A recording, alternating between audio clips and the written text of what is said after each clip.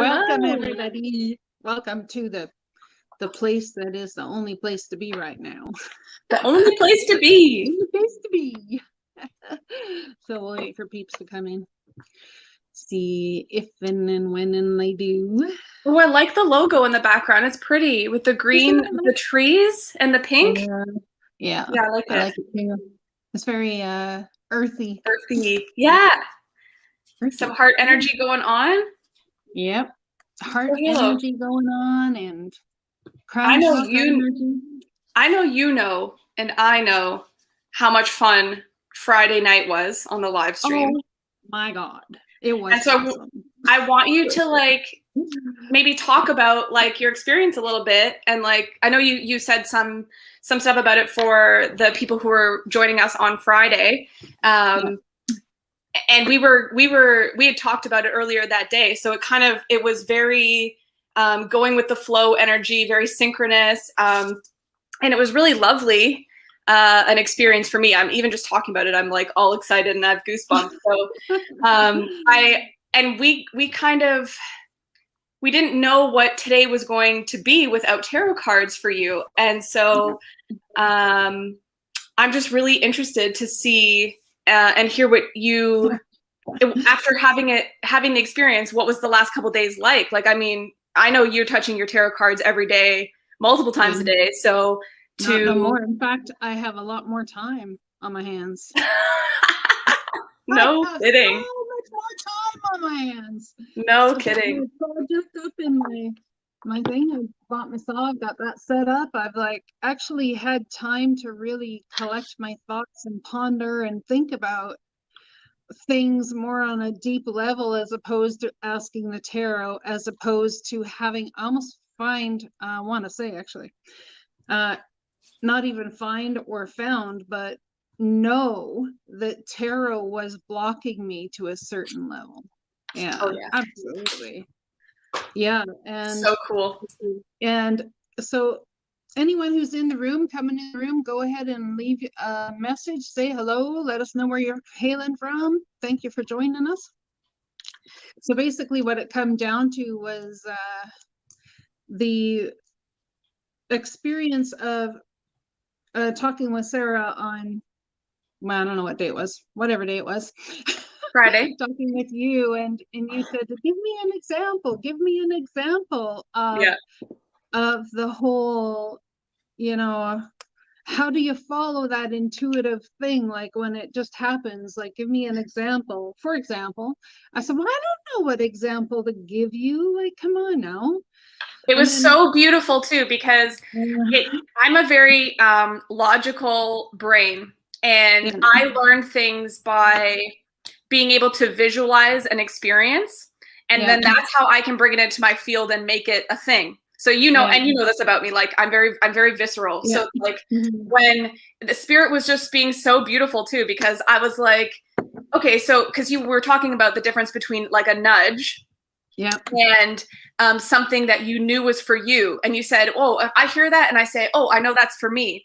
Because we were also talking about, I said, the lesson I've been learning from spirit in the last couple weeks is any message I'm channeling for somebody else is also a message for me. There's something in it for me, which I think is beautiful. So that opened this symbiosis energy. And I said, okay, well, give me an example. What do you mean? Do you mean you're just talking to someone and you hear a message? And you were like, no. And you were like, oh, I don't know, how do I show you? I don't know how to explain that. I don't know how to put that in words.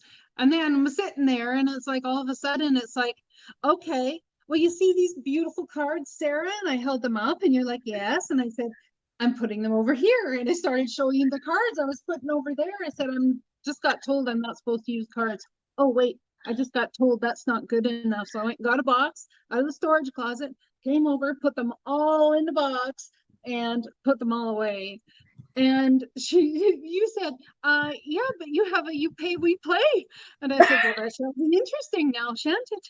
And it was so interesting to watch you, because anyone who is a tarot enthusiast or likes playing with tarot cards or has any of their own knows that you have a connection and attachment to those cards.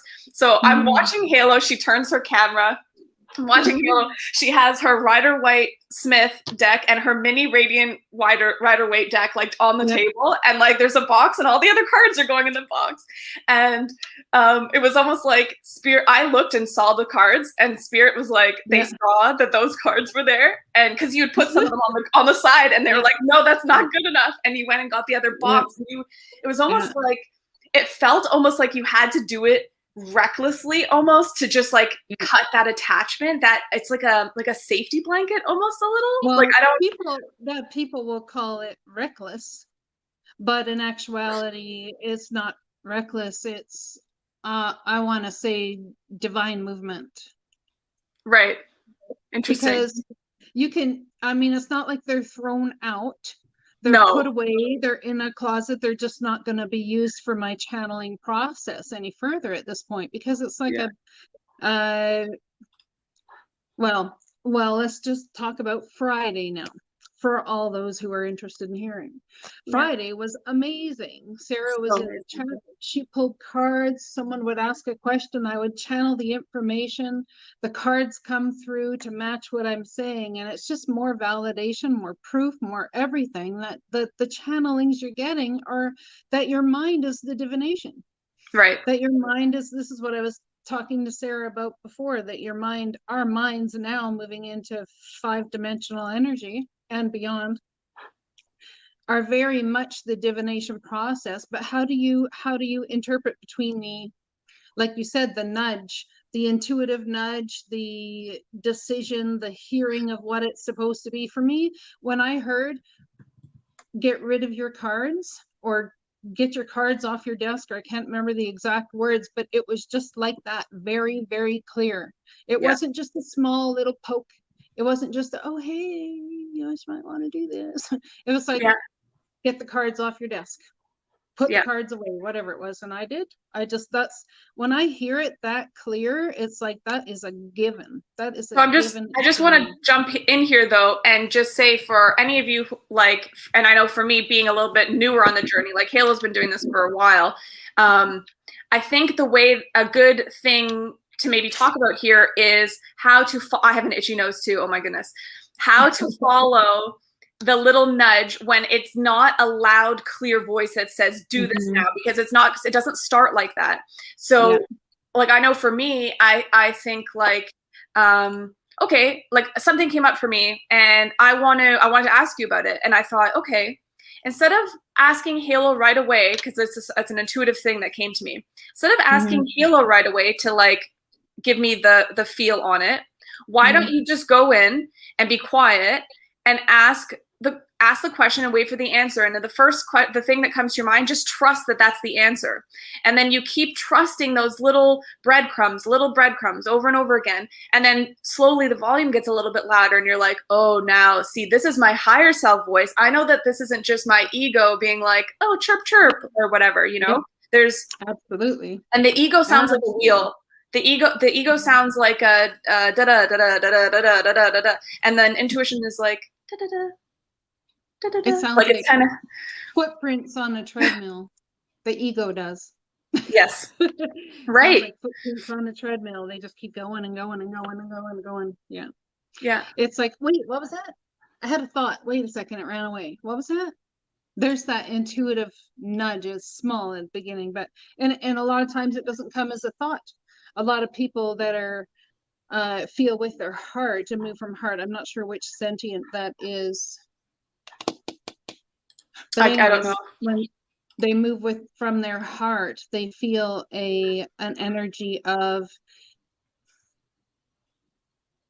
overwhelming, like expanding. Yes, like viscerally. I like say in the beginning, I think in the beginning it could even be a little heart flutter, or it could be an emotion of ease, or it could be an emotion of, oh, what was that I just felt? What was that thing? Hi, welcome, Debbie. What was that thing? But they feel it in the center of their chest. A lot of people, I wonder if it has something to do with the moon and the rising in your chart as to where you're going to feel your intuitive nudges in your body the most.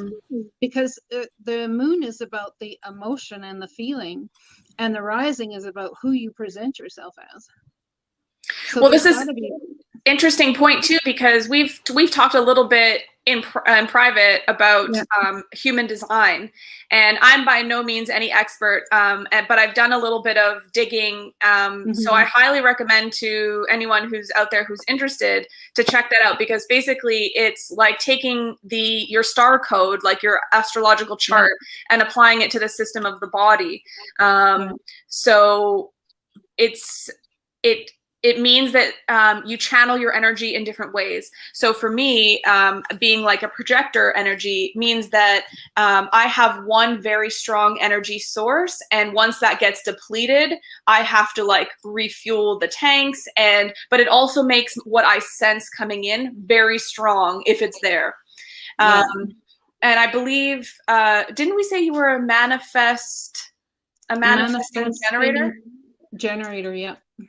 So that's more like, and I'm gonna, sorry to anyone who's watching this who knows a thing about human design, but the energy is more like you can get energy from other people, and you can also build things. Like your energy is expansive. So it's interesting to think about, like, like how would your body receive the physical awareness? Because the heart is definitely a place on this chart that I'm talking about as well. Absolutely. So that's a rabbit hole for someone to go down. And as we always say, go down the rabbit hole. Go down the rabbit hole. Because that's actually, I'm glad that came up out of my mouth as well, because in the last couple weeks, that's how messages have been coming into me. Like I have a dream and I wake up and I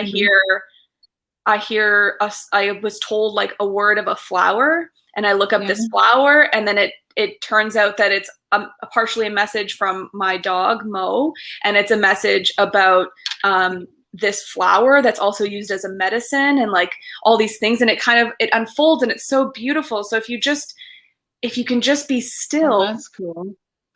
You know, for the unraveling of the flower. It's like that opening card that from the Oracle of Seven card. It's the allowing and the becoming, you know. I have goosebumps everywhere. Yeah. It is. Yeah. Everything is in perfect synchronicity. So that's beautiful. And it's interesting as well. This makes me think of the tarot card, the Six of Cups. And I recently was doing some reading. I've been studying up because ego's like, you don't know. And I'm like, okay, ego, let's go like refer to a book just so we can test your skills or whatever. Yep. So I've been doing this, and I read that the Six of Cups is like magic. Here, let me pull out the card. It's like magic. And I thought, that's funny. Halo and I haven't talked about that card as being magic. Yeah. And it's something about, I'm getting like opening. It's like the energy we're going to be in, all of us as divine human beings, is going to be like opening our Christmas gifts that we thought we were getting in Christmas or in December because of December 21 and all the alignments. We all thought, oh, we're going to get all of our surprises then. And I feel happened. Right? Yep. It's like, woohoo, Christmas is Valentine's Day. Love. What an interesting Six of Cups, right? So something about this card is magical because it's innocent, it's new. It's like, I mean, as an adult reading it, it implies like reminiscing, but there's something. It's actually what it comes down to is the fact that there's children in the card, and children don't have false pretense. Children just come as they are. They are taught to have false pretense by their parents or their schoolmates or their whichever. But when they're younger, say, 3, 4, 5, whatever, 6, they don't necessarily have the false pretense. There's no learned behavior of lies. There's no learned behavior of all of these things. So this is the type of love that they're talking about, that is the purest love. the one that people used to dream of when they were young as a child. As they have grown older, they lose faith and hope that this kind of love even exists. They lose faith and hope. And as that older person is walking away from the two children Yes, behind, in the back. Oh, other figure. yeah, In the in the back, background. they're walking away. Yeah. It's like they're walking away from their childhood innocence of what love used to be. However, I want to say that if they have some faith and understand that that love can be, and it doesn't necessarily have to be with a different person. My question is, the people that run up against obstacle in relationship or friendships, family, whatever, this is the soulmate card. Is somebody where you know they're in your life for absolute reason. When you run up against the scenario with that person, do you bolt? Or do you stick around to see if it's workoutable? You see, a lot of times in life, we'll sit here and go, okay, all right, then I need this in a relationship. Otherwise, it's toxic. And I refuse to get into anything that's toxic. Well, that right there is toxic behavior. And it's so interesting too. I just want to jump in here because like 5 things have come up into my head. First is you said come as they are. Children are just as they are. And I heard come as you are, as you were, as you wanted to be or want me to be. Anyway, so Nirvana for all you fans out there. But then also that this is a communication card. It's like coming back to learned patterns of behavior that aren't serving you, and the spirit is giving you the opportunity to confront it and say, no, I'm breaking this habit. I'm going to have faith. I was saying this to Donnie last night, Halo. I'm going to have faith that in my relationship with this person that if I break the pattern, like my usual pattern is like, I have I've had to deal with narcissism. So my usual pattern would be to not have conflict, to not people please, it would not have conflict, and it would be to energy. I don't want any energy around me unless it's as I seek it. Right. And I would be like, okay, so I'm going to like shy away from having any conflict and speaking my truth because I learned somewhere down the road that my truth wasn't valuable, or my whatever that is for you or what it is for me. And I said, no, I have ultimate faith that spirit would not put me in a position with somebody else. Yep. Again, judgment on the top of this deck would not put me in a position with somebody else and allow me the opportunity to break that habit and create a new pattern of relationship, a new type of relationship building with somebody else. If I spoke my truth. And if that's that's the exact same conversation I had this morning with a certain significant other. Right. So we both agreed to break that chain. Amazing. Because if that circumstance that happened, I'd have bolted. I'd have said, nope, screw that. I can't trust now. No, fuck that shit. Right. Yeah. And he was like, well, yeah, that's exactly what I would have done too in the past. Right. He says, right. And so, but the thing is, we're both sitting here. So, yeah. Oh, and I also just want to point out, this came out for me as well while I was listening to what you're saying about the 6 of Cups. You're wearing your beautiful, like, lavender, I'm touching your shoulder. Pink. Your pink shirt that matches, and your nails and the color. And then I'm wearing a green shirt. We did not plan this. This was just completely. Right? Right. I've got my daily hope ring on. Beautiful. For the day. Yes. Lovely. And I followed your inspiration. I'm wearing my rings as well. Oh, and look at us go. The ring that symbolizes my children. Beautiful. And you pulled the 6 of Cups. That's what you were talking about. Yeah, that's cool. It is cool. It is really cool. So yeah, I think that's a huge lesson we're learning right now. Like, are you fierce enough? Yeah. To confront a situation? It doesn't have to be the old situation necessarily. Yeah. Are you fierce enough to confront a relationship in your now that you have ultimate trust and feeling and heart that is meant for you, and trust that the other have what we were talking about this the other day. Having, what did you call it? Radical trust. That's what it is. Radical trust. Radical trust. But it's not in the other person, and it's not radical trust in yourself. It's radical trust in the divine. Every time. When you have radical trust in the divine, you are able to move in ways that you're a normal human person, the other person, there's no way that you could move. When you speak your truth, let me tell you about what's happened to me. When you speak your truth and you say, no, this is not what I want. I wanted this, which I told you about. And then that person sits there and says, yes, you did. I need you to see it from my perspective. I said, I will listen to your perspective. And then I realized I listened to his perspective and said, okay, now I'm going to see it from his perspective. And I'm like, okay, now I get it. Now I get it. I said, so do you see it from my perspective? And I think, to be honest, it was the first time that we actually saw each other's childhood wounds on display. And he even said this was something that for him, he dealt with in childhood for years. It's something he was raised that way, you know. I said, well, it could be, you know, that's possibly why your other relationships haven't worked, because you weren't in a place to be openly vulnerable, you know. And I said, loving you terrifies me. I said, it just does. It just terrifies me. Like even the child in me, it terrifies me.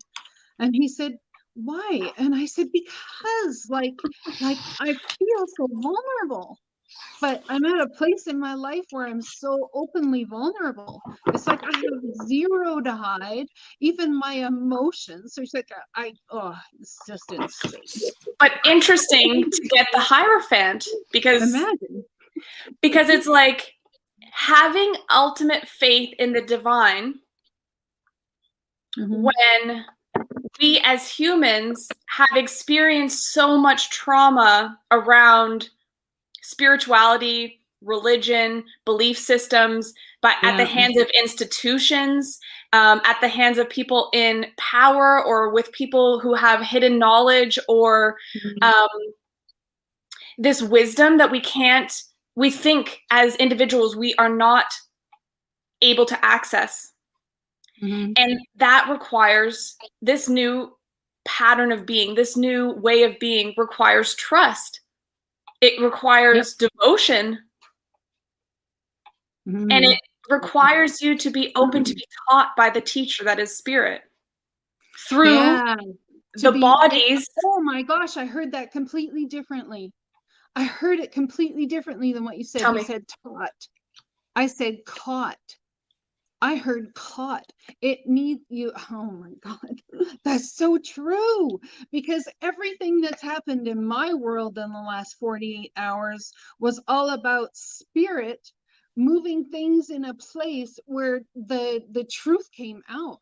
Someone was caught in a situation and there was no denying. There's no denying it, period. And when spirit catches that person, it's an entirely different scenario than when your significant other catches you. Because it's like, even in the beginning of our conversation today, I said, so this is what I'm picking up intuitively about what's going on here. Now, I know you're gonna say it's different, but this is what my intuition and my gut and my energy feels, even taking myself out of the scenario. As I said that, then there was the, oh, no, oh yeah, but, and I said, all right, we'll agree to disagree. And then all of a sudden there was a shift, and he started coming forward with his childhood and how he was treated in childhood, and a lot how he started talking, you see. Yeah, he came out of his shell and started talking and sharing and helping me understand his emotional state. And I said, it's interesting you're talking about your emotional state. He said, why? I said, because I'm very concerned about the emotional state of our union. Very concerned about that. Well, you shone a light on it. Oh yeah, sure did. You were like, let's look at this darkness, because obviously you're not transmuting it, and Virgo energy is coming in big time to like hook it up for you.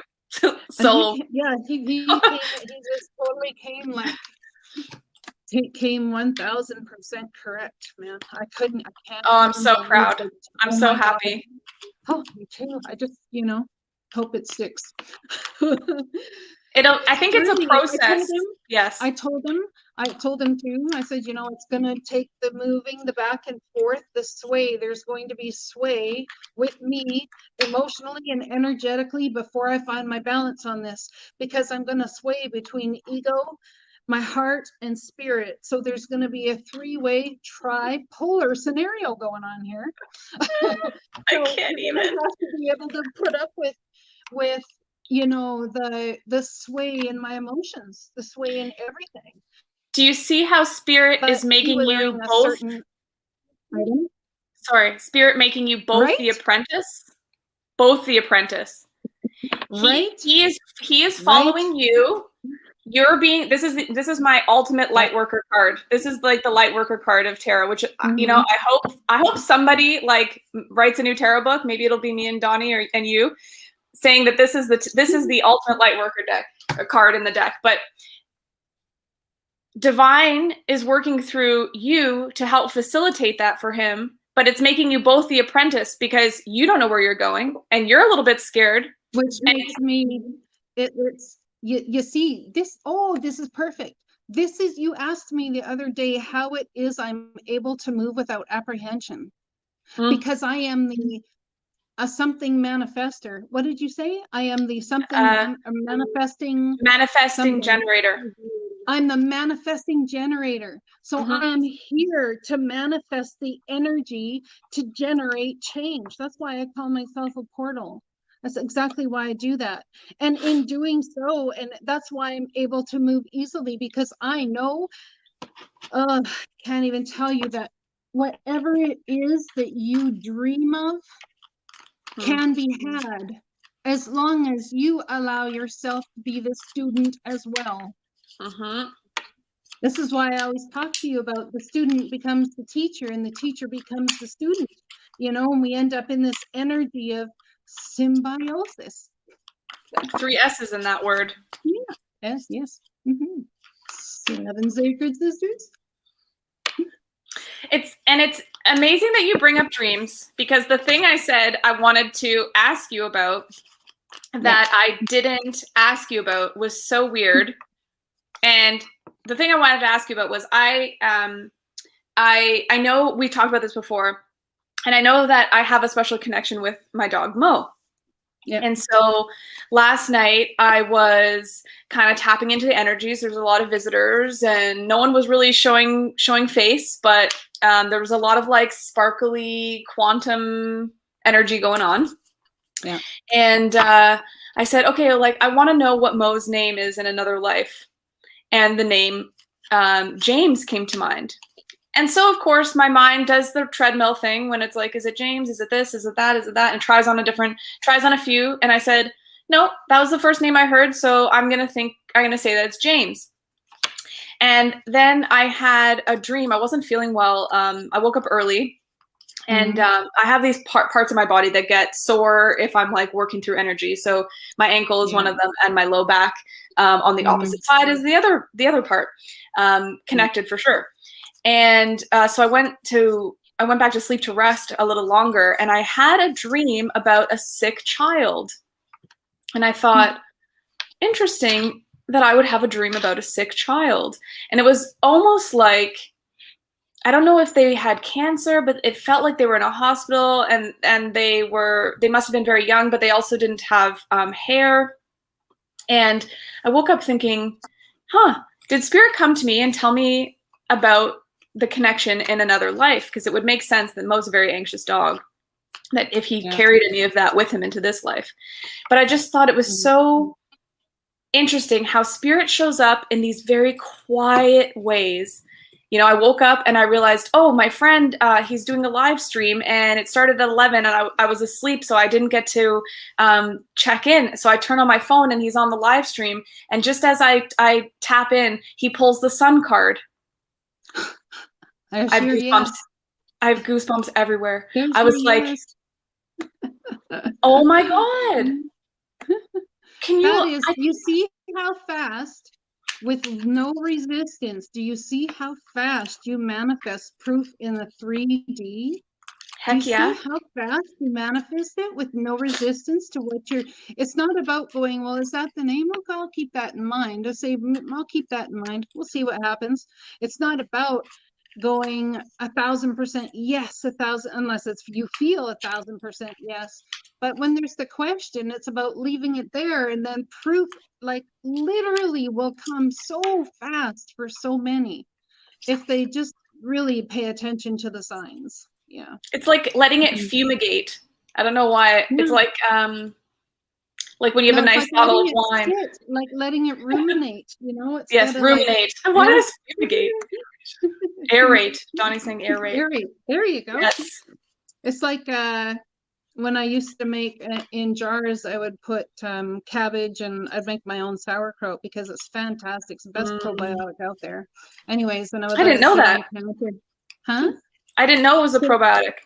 Yeah, sit on the counter and let it do its thing, and you have those jars that you release the lid when it builds up pressure. Release the lid a little bit, clamp it down, and so I would do that, and then it's like the end of the week I'd have enough for a whole week, right? Just out of one jar. Anyway, and it's kind of like the way that happens. It's like everything is there. We have everything within us to go ahead and create what we all need to heal. We have everything in us to go ahead and create what we all need to heal within ourselves. And as it slowly, a little bit here, a little bit there is released, we can take it and integrate it. If it all happens at once, I just heard mental breakdown. So when someone has a mental breakdown, a lot of times it's because of absolute massive ascension. They don't know how to handle the emotions in their body or in their mind or anywhere. So the only thing to do is to have a mind breakdown in the circumstance. Sit and look at it. Yeah, exactly. And even if they are sitting and looking at it, it's kind of like, see, then you have a mental breakdown, and then you go to a doctor, and the doctor will say, oh, let's put you on medication. Which is not necessarily a bad thing, as I say with the devil on the bottom of the deck in my hand. I'm 100% like, there is nothing wrong with you if you have to take medication to exist in this now moment. So do I. I do. So there you go. Like, I mean, I'm just saying that it's that's just a disclaimer. When you understand how energy works, and when you understand that 98% of bipolar, of frustration, of all of these sorts of things is, one, being at point A and not knowing how to get to point B, or two, already being at point B when you've not dealt with point A stuff. In some people's cases, if they're hyperactive and whichever else, the resistance that causes because of the lack of knowing what to do, or the too fast forward motion, or this or that or the other, it's like it creates an energy of resistance either way. And as that resistance is there, then you can't move forward at a step at a time. You see, you can't create and move forward away from the waters that are rough and rocky and rigid. So if you look, even the swords, that Six of Swords is a mind energy. It's your thoughts. It's your thoughts. And how do you get creative when your thoughts are in the turbulent water? How do you do that? The only way to do that is to get people will say get grounded. I want to sit here and say, grab a paper and pen and start writing about what it is you want to create. Start writing about what it is that you want to build for yourself, and not necessarily in your heart. Yeah. Too. Because look at the green. It's what your heart desires. Mm-hmm. Not necessarily the how you get there in point form, but the end result. What is it exactly? What your heart desires? Wait a second. What is it that you're passionate about? That you're so passionate about, it doesn't matter what happens on the journey to there, you intend to get your butt there. What are you so passionate about? There's a lot of people that would say, well, nothing. I'm not passionate about anything that way. And I said, okay, so what if someone lost their job and their house had to be sold and all this sort of stuff? What would you do next? Oh, well, I had this and I had that. And I said, oh, so if there are things you're passionate about, but right now things are really good. But if we can take that energy in the wait before the things happen to us, use it. We can actually use that energy, that time of the good time, to start building something beautiful for us. But is that time good, or is it status quo? Is it acceptable? Is it comfortable? Are you complacent? Yeah. Or are you growing? Are you happy or are you complacent? Yeah. That's a hard pill to swallow. I had a lady tell me one time, she goes, how are you doing? I said, I'm pretty good. Can't complain, got everything I kind of need. And I was a really large woman at the time, and all this stuff. And she's like, huh. She says, are you happy? I said, I don't know. I think so. Yeah, I think I'm happy. And she says to me, I think you're more so complacent. And I thought, who the hell are you to tell me I'm complacent? And now all these years later, I get it. I totally get it. It's like, complacency isn't even a bad thing, and it has its purpose and its time. The thing is, do you want to live in the now to create tomorrow? I mean, your dreams are already manifesting moving forward. I never thought of this as complacent. Right? Yeah, standing there on guard going, make me do it. I know everything. Yeah. I know everything. I've graduated. I did all the swords. Yeah. What do you mean? Hi, Barry. Hi, Debbie. Yeah. Hi, Genevieve. Nice to have you back. Country girl, welcome. Dean, welcome. So another question then, or something that came up when you're talking about this. It's something about, I got the layering of the kings, because the kings are they're equivalent to a 10 in that they're a completion. They're ultimate mastery of the pips of the court. So it makes me think, I got this image of all the kings layering up on top of one another and being embodied in one. So it's through your journey. How can they be a 10? I just mean they embody the one through the 10 of the pip cards, because they've graduated from there. Yes. Yeah, they've also done the knight, the queen, and the king. Yeah, but I mean I said he's the head of court, but I mean he also embodies you know what I mean? Yeah, so he's gone through the journey, so he's learned the journey of the wands. Not so much the number that he is, more the power that he has, more the what his achievement level is what I'm specifically talking about. So it's we talked about this, and I think it's really interesting about how if you're doing a reading and you get multiple kings, but there's one missing, let's say you pull 3 kings, or even any of the court, really, if you pull 3 of any court, it's the one that's not there that's telling you a story. Right? Yeah, exactly. It's not about the ones that are there unless you're dealing with a family scenario. And if you pull the 10 of Pentacles and the 10 of Cups, I could sit there and say it's a family scenario. But if you're just pulling, say you've pulled 5 cards and you got 3 kings, we 3 kings of Orient are, well, there's 3 kings, but the Emperor hadn't visited yet.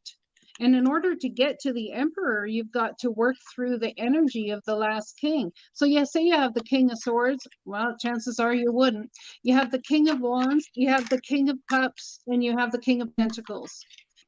Or either way, in any tarot combination with the kings, when you have 3 kings out there, they are one step away.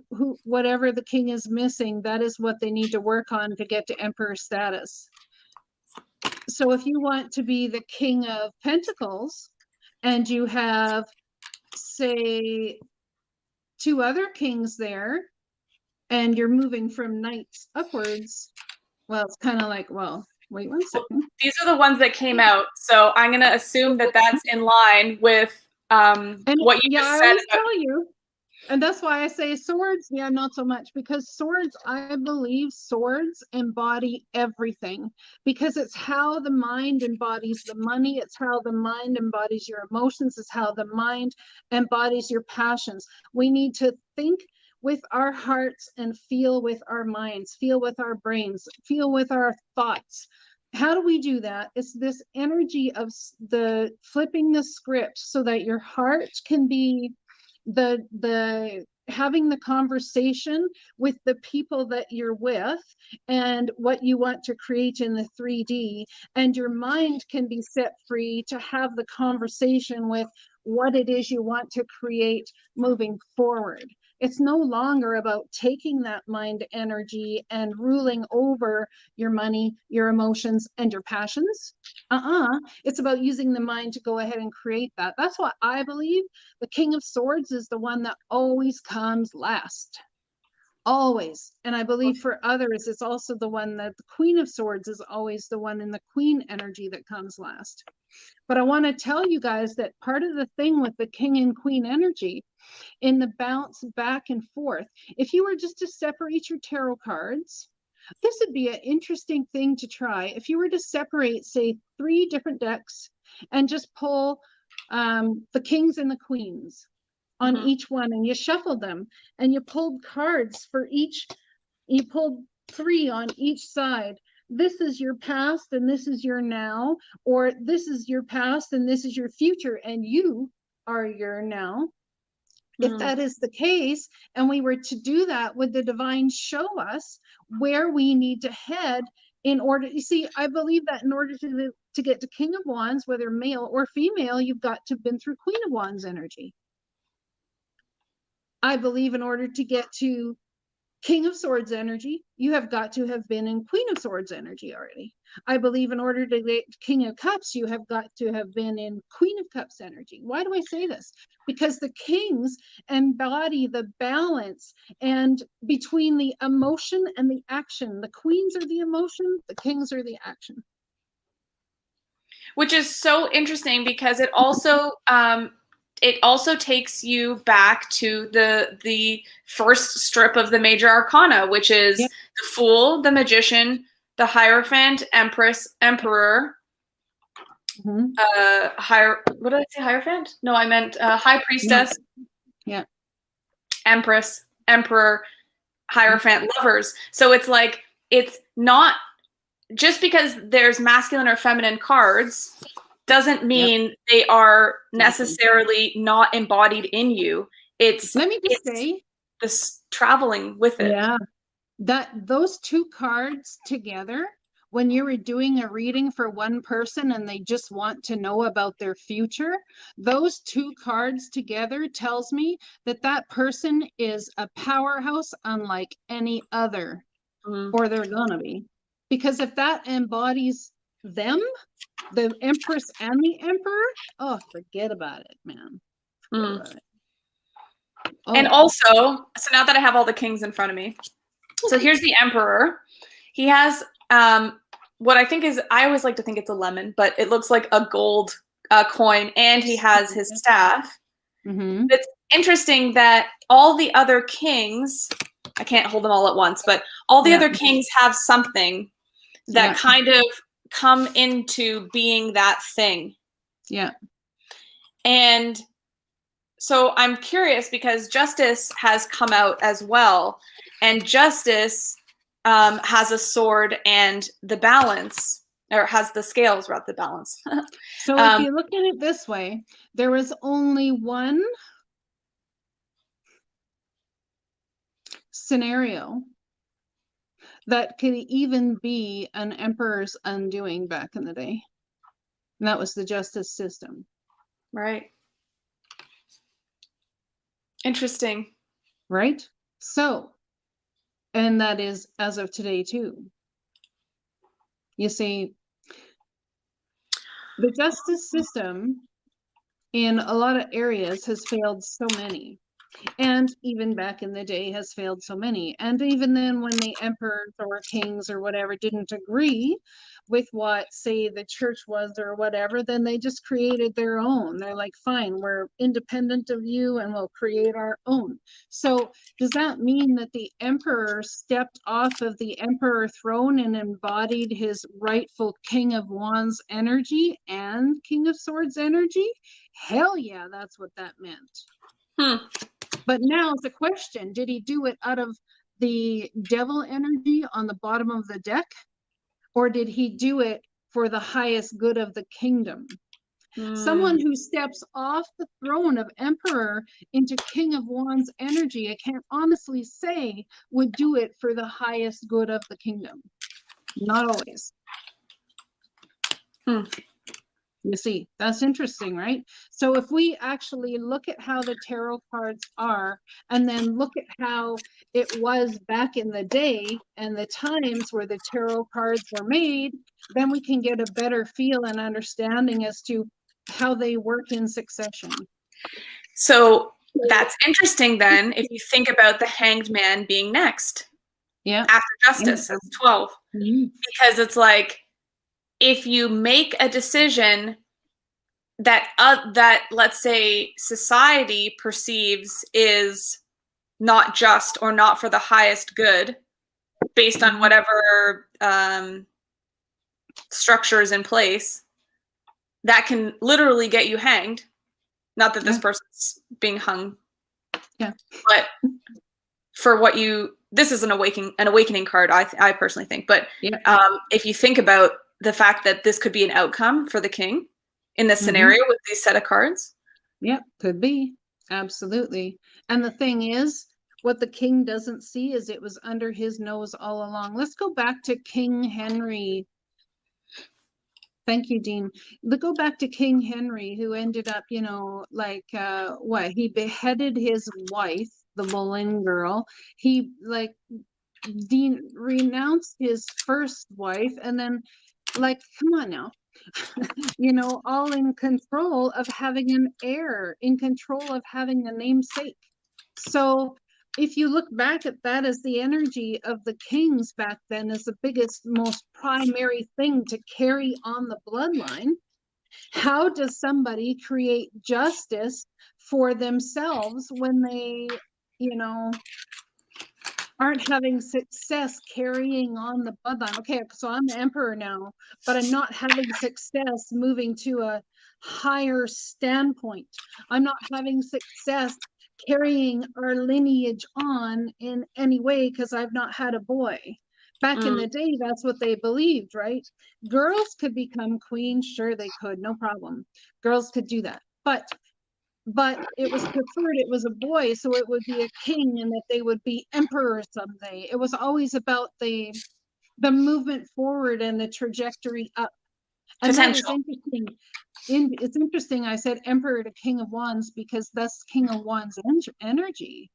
That's absolutely King of Wands energy. In fact, King of Wands energy reminds me a lot of my energy a lot of times, and they can be taken as non-committal, as somebody who always just thinks about work or follows their passions or does all this. But when you have the ability to put your energy out there in a massive way and know that the energy you put out there is going to manifest big crap, how do you not do that? I mean, it is my moral imperative. You know, as a manifesting generator, I will say that because that's what I've been brought here to do, and that's very much energy, I believe, of King of Wands, you know, King of Wands energy. The thing is, people may take that as somebody who's flighty, but they will not stop until they die. They will not stop until they die. It's not even stopping until they reach the next thing. Welcome, Sri. So if you could just shuffle for me at some point, I don't know what you're doing now, but and pull 3 cards. Let's talk about the combinations of 3 cards together, just whichever you get. Okay. I was just looking at the sequence of the cards through the major arcana when you see them in a row, because there was something about seeing the emperor on his throne, which you see meant all the kings are on a throne, and seeing justice being in the structure that he is, and then also that the high priestess also mirrors this column structure. And I'm not really the only other card I'm seeing that in is the Hierophant, because even the devil isn't even the devil, he mirrors more the lovers. He's not there's not the well, the devil is the dark side of the lovers. Yeah, the dark side, the shadow side, and the that's what they say to me. So I was feeling like there's something here in terms of about the structure, and I was wondering if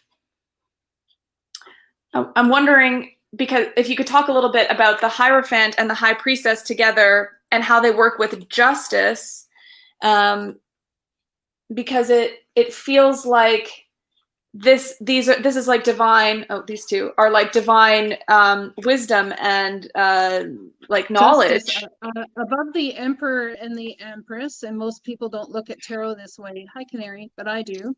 Above the high priestess, or the emperor and the empress, stem to the high priestess and the Hierophant.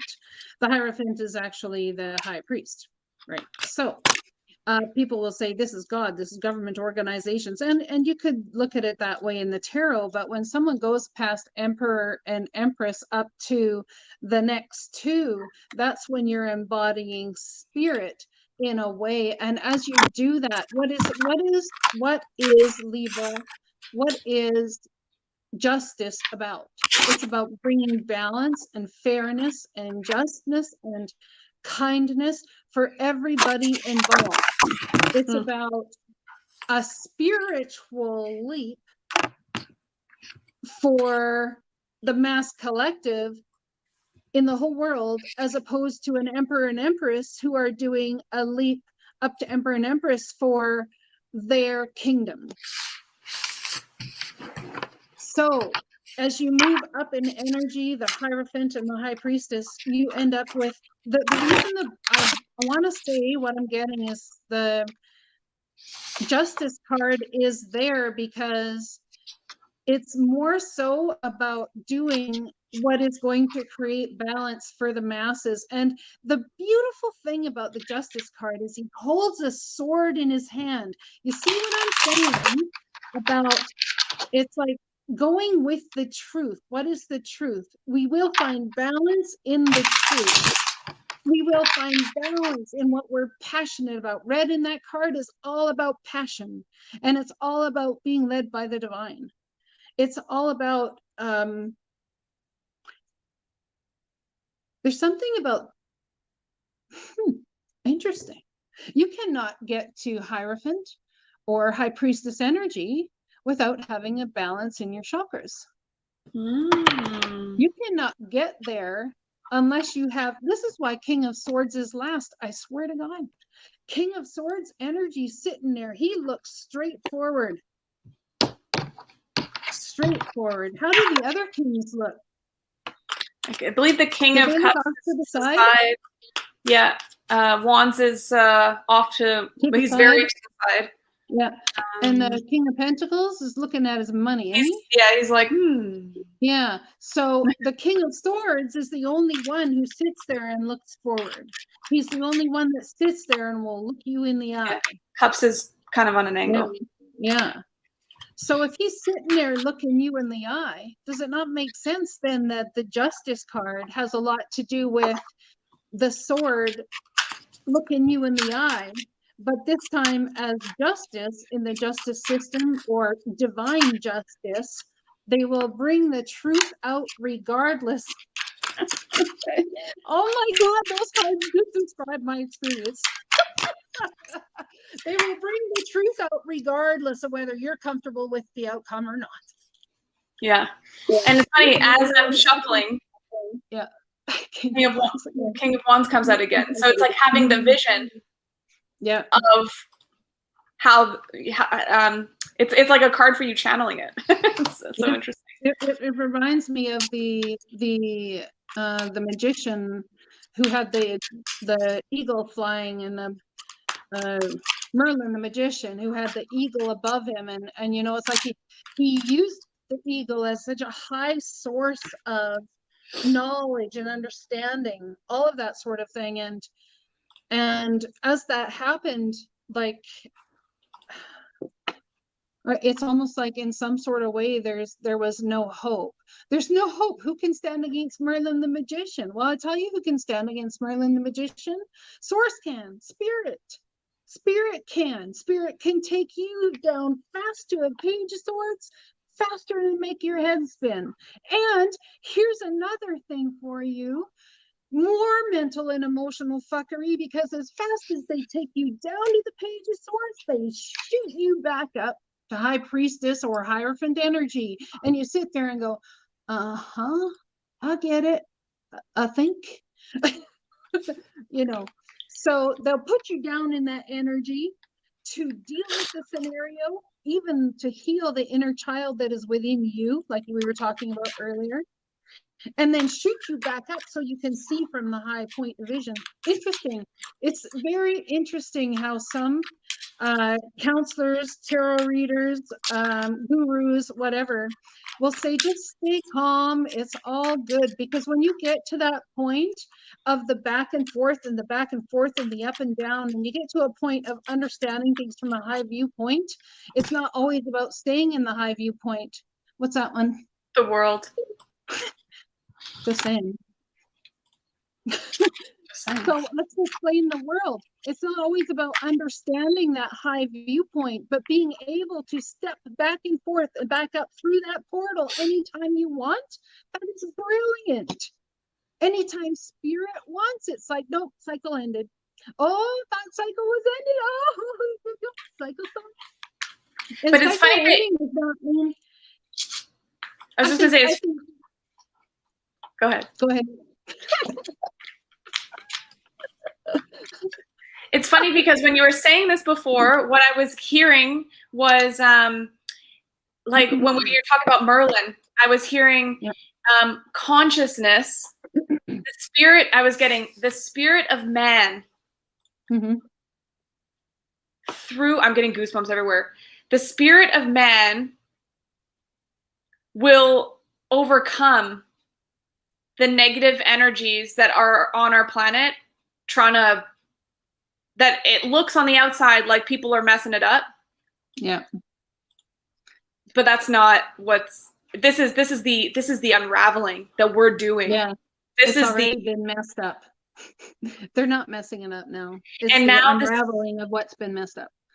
It's spirit coming online to us kings and queens. And as you start, go ahead. I was just gonna say, dispelling it. It's like bringing it to light.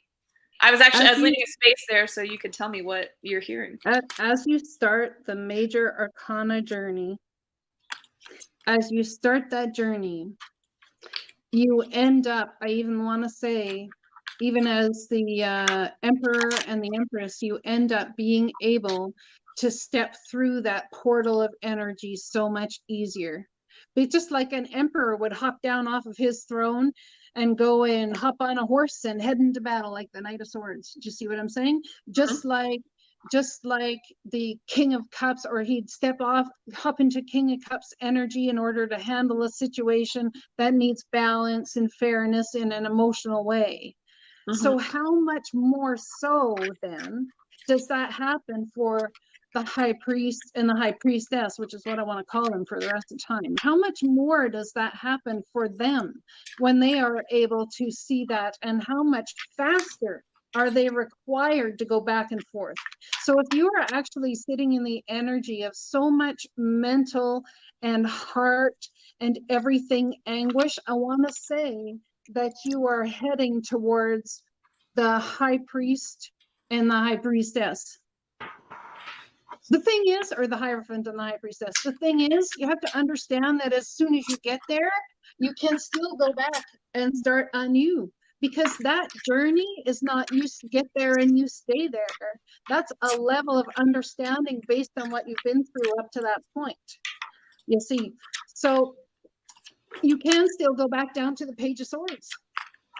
The divine can take you back down and say, okay, we got this person now coming in the world. We got this, we got this, we got this. It's time to do all these things in a different way. You have the choice now as to exactly where you jump. Can you jump those certain things? Can we jump the sadness? Can we jump the pain? Oh, sure you can. Sure you can, but I promise you they are going to send you right back. Send you right back, send you right back. And people wonder why there's repeating cycles in their life. It's because they send you right back. Go learn it or you will repeat it forever. But I can manipulate the situation. I can skip from 3 to 5 to 7 to 8. I can. No, you can't. But I think the thing that people don't maybe understand, or at least like when I look at it this way from a different perspective about if something's coming up and it feels really heavy and you've got these very dense emotions, you're there because you're supposed to feel those dense emotions and transmute it so that you can move on, which is kind of brings us full circle to what I said at the beginning about how, spirit is going to keep bringing these types of scenarios back to you and allow you to undo the patterns. They're going to provide you with the opportunity. So it's like, if you can just feel the emotions, like you were talking the other day about forcing the emotions. Just like if you feel like crying and like this is like day 10 in a row, you've kind of like had a like sob or you're not feeling very well or whatever it is, just like push it to the extreme so that you can move the density. Because people think when the big heavy emotions come, they're like, oh, I don't want to feel that. So I'll just push it over here and ignore it, or I'll put it in a pile and I'll shove it really low down so I don't have to. Or here you go. How about this? I'll meditate and that'll transmute the energy and bring me back to Zen. But it's still stuffing it now, isn't it? Because it's still going to come back up for you to deal with. We can meditate out the wazoo. I would like you guys, if you come up against emotional energy within yourself that you don't know what to do, and Sarah knows this about me. She messages me and says, how you doing today? Angry. It's all good. Talk to you later. And she's so like, what? That's hands off. Yeah. We'll try again tomorrow. Yeah, try again tomorrow. Feeling any better today? Maybe. Okay, I'll try again tomorrow. And just like, because when I get angry I've started or upset or want to cry, and you can't quite cry, you just can't quite cry.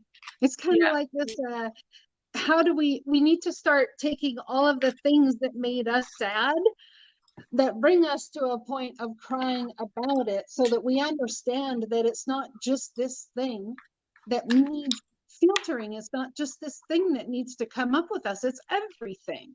It's everything that comes to your mind at that time. As it comes to your mind and then the emotion overtakes you and you have the cry, all of a sudden you're done and you're like, oh, I don't feel like I need to cry anymore. Yeah.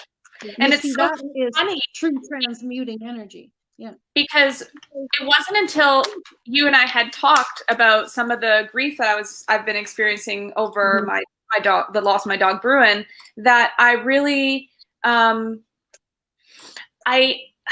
you pointed out to me that like in being sad, I was kind of bringing forward all the things I ever had to be sad about. And then I was sitting in it.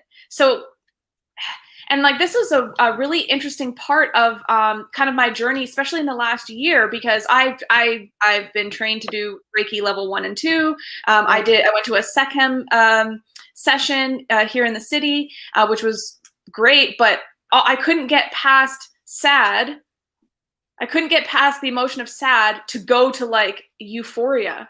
And that's something I've had since I was a kid.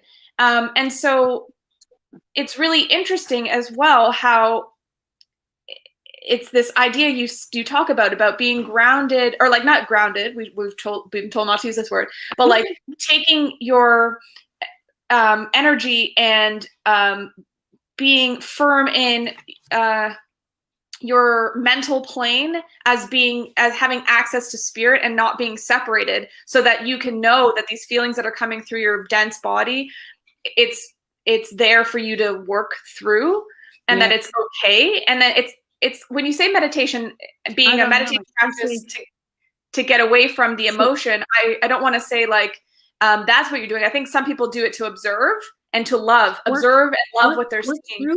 Yeah, maybe work through or work with. I don't think the emotions are work throughable. You need to work with them. This is how important the words we use are. As I talk about thinking of all the sadness, I can't get past sad to feel good. I can't get past sad to get my butt off the sofa. I can't get past sad to even think about a project. I was there yesterday. I can't get past sad. My son calls me and says, "Hey mom, how you doing?" And I just like started bawling. You see, the divine sends to you what you need in any given moment. And he said, "Oh, mom," he says, "what's up?" So I start talking about it and I cry and all of a sudden it was out. But in that point in time, the divine brought me a very safe person, very safe, who would hold me in a way that I held him when he was a baby. Because you know what? That's exactly what I needed. I needed to be held with the gentle love of a child and a mom has. And that happened like instantly. And he's a Cancer, and he is incredibly intuitive, that boy. Let me tell you, he can sense when something's up. Yep. But this whole thing about the energies and crying it out, or whichever, people like, well, I don't want to cry it out. I just wish it would happen already and I'd cry. Well, okay, we're giving you tools how to make that happen. So the first tool is to think about the last thing in your life that made you very emotional. Doesn't matter to me what it is, whether it's the death of somebody or a circumstance or situation. Think about that, and then think about the next thing that made you very emotional, and then think about the next thing until those tears start to fall. And sometimes the tears will start to fall and you're not crying yet. That's happened to me too. I've had tears coming out of my face and I'm just like, I don't even know, man. You see what I'm saying? It's like your body cannot connect mentally, heart-wise, whatever, with what the soul is cleansing for you.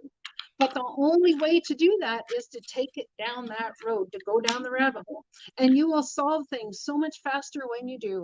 Same thing with anger. I'm angry and I don't know how to get past this anger. Okay, well, that's cool. Let's go ahead then and let's do a nosedive into the anger. I'm not talking about going and punching things and whatever else. I'm not talking about that. I'm talking about thinking about another thing that makes you angry, another thing that makes you angry, until you get so angry that you're like, yeah. And then all of a sudden there's a release. And as it releases, then you're free to move forward, maybe with just a little bit less anger. And you may have to do this on a regular basis. You know, as you sit there also and talk to other people and get people's advice or whichever it is, you start to also understand that people very well may be going through worse than you're going through, which helps put your circumstances into perspective, always. But on that point, you got to be careful that you don't seek possibly the help that you need from other people or professionals or whoever it is on the belief system that, oh, well, someone else has it worse for me, so I don't matter. Because that is a very old belief. That's true. And it's hidden. That's very true. And we've inherited it from our parents and their parents. You know, it's the post-war thought pattern that came in. It's well, we have food on our table and a roof over our heads, so I don't want to hear you complain. So I have no right to be upset because these people are starving. That's not what that's about. That's a very good point. What I'm trying to say and what I am meaning about it is that even in that energy, the worst thing that happens in someone's life could be they stub their toe. So how can the person who's starving look at the person who's just broken their toe and went to the hospital because they thought they were dying and blah, blah, blah, you know, because it's the worst thing that's ever happened. And that person who's starving, how could they even look at that person as, are you kidding me? But if that is the worst thing that's ever happened to that person, then you cannot gauge someone's trauma against your own trauma. But what I'm trying to get at here is when you look at what other people are going through, you all of a sudden say, oh, wait a second, how can I help? How can I help? I've been through this, even in a chat, like with people here. It's like, oh, I've been through that. Oh, yeah, I still get you. I so understand that, right? See, so true. The road you take home. So true, they say. Even in a chat here, coming to talk to people here, you start to realize that you are not alone. And the more you come into things like this, into places where you are loved, you are cared for, and you can have something to give to another of encouragement, you start to realize that your situation is not as bad off as you thought. Yeah. Because you start to feel alive, but you can only start to feel alive when you start to give energy out from yourself. And honestly, when you're hoarding anger and you're hoarding all of this energy for a long time, that's exactly what it is. It's hoarding. No wonder people are ending up ill. True words that. Yeah. And I also was thinking about how, like, you, with your experience with fibromyalgia, that there's a connection between the body and the mind beyond, I think, what we're told as humanity and collective. I agree. Yeah. And so it makes me think about how, for myself, and it's so interesting how I've been having these kind of flare-ups in spots that I usually have them, and it's like around the full moon energy, you know, I'm like very happy for you if you've been feeling amazing, like your life is on fire and things are going great. But like for me, full moon energy has been like, it's been we're hard. We're going to the trenches right now. Okay. So the last two full moons, holy crap. So I'm really interested, and I don't know if you, I feel like it's kind of coming up naturally here, but we've been talking a lot about health stuff and like natural remedies, and yeah, I'm getting confirmed. Spirit's like, yes, this is what we need to talk about now. That I wonder if there are ways that we can use our gifts that are coming online and feel into how it is we can start to heal ourselves. Because I know for me, sitting here and feeling kind of uncomfortable and a little bit like my body's a little bit tense, but like I still am very excited to be here and be in this present now and be with you and all the people who are here with us. It's it makes me wonder, like, okay, I have some homework. My body's telling me I have homework to do to heal myself. And hi, Miguel. Hi, Angela. Hi, Miguel. Hi, Angela. So yeah, so I just wonder if yeah, if there's anything like around that you wanted to speak into, because obviously there's ways that we all know, like you can learn healing modalities. And as someone who knows healing modalities, I know that, you know, some work and it's a personal experience, but I think there are things that some work and they work for 10 minutes. Yeah. And unless we release what's in trouble within us, then how can we release at all? So if you were to sit and ask the divine to show you what's in trouble within me, and you pictured blood flow through a vessel with the red blood cells and the white blood cells, and you pictured all this sort of stuff going through your blood vessel. Show me what's in trouble that's inside my body. Body, show me what's in trouble inside of you. What's in trouble? What is the thing that's in trouble? What do you see? I got fear. I saw Definitely. blue. I saw a blue center in the middle of some cells flying by, just a tiny blue center. So it's almost like it's well, blue is throat chakra, right? Mm-hmm. So where do we need to speak our truth about a circumstance and situation? And man, I'm just saying, where do we need to speak our truth about a circumstance and situation and have further awakening where it is? It's not about healing yourself all at once. And the reason, oh, here we go. Oh, hey, Trioid, how's things? So just showed up there. Sorry. I can't even. I can't even. So anyway, as we start to heal certain things about our emotions and our body, the pain goes away.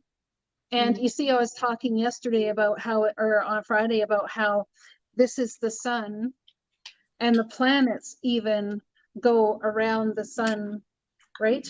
They all go in their whatever trajectory around the sun. As the planets go around the sun, they all come back to meet each other at certain points, whether it's years and years and years later, hundreds of years, thousands of years, whatever.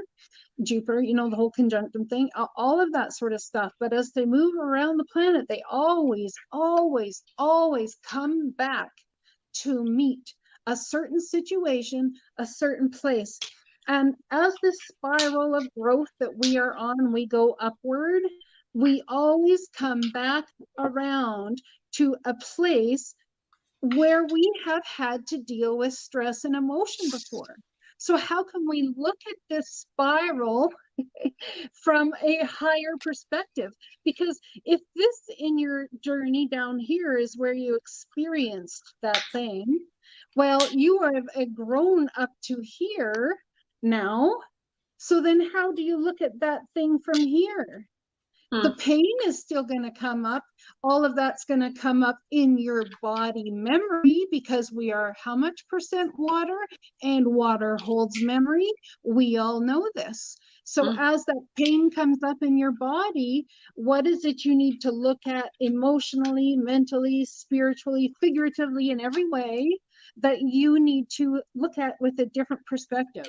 I actually feel that the pain in the body has got to do with the different perspective that's needed.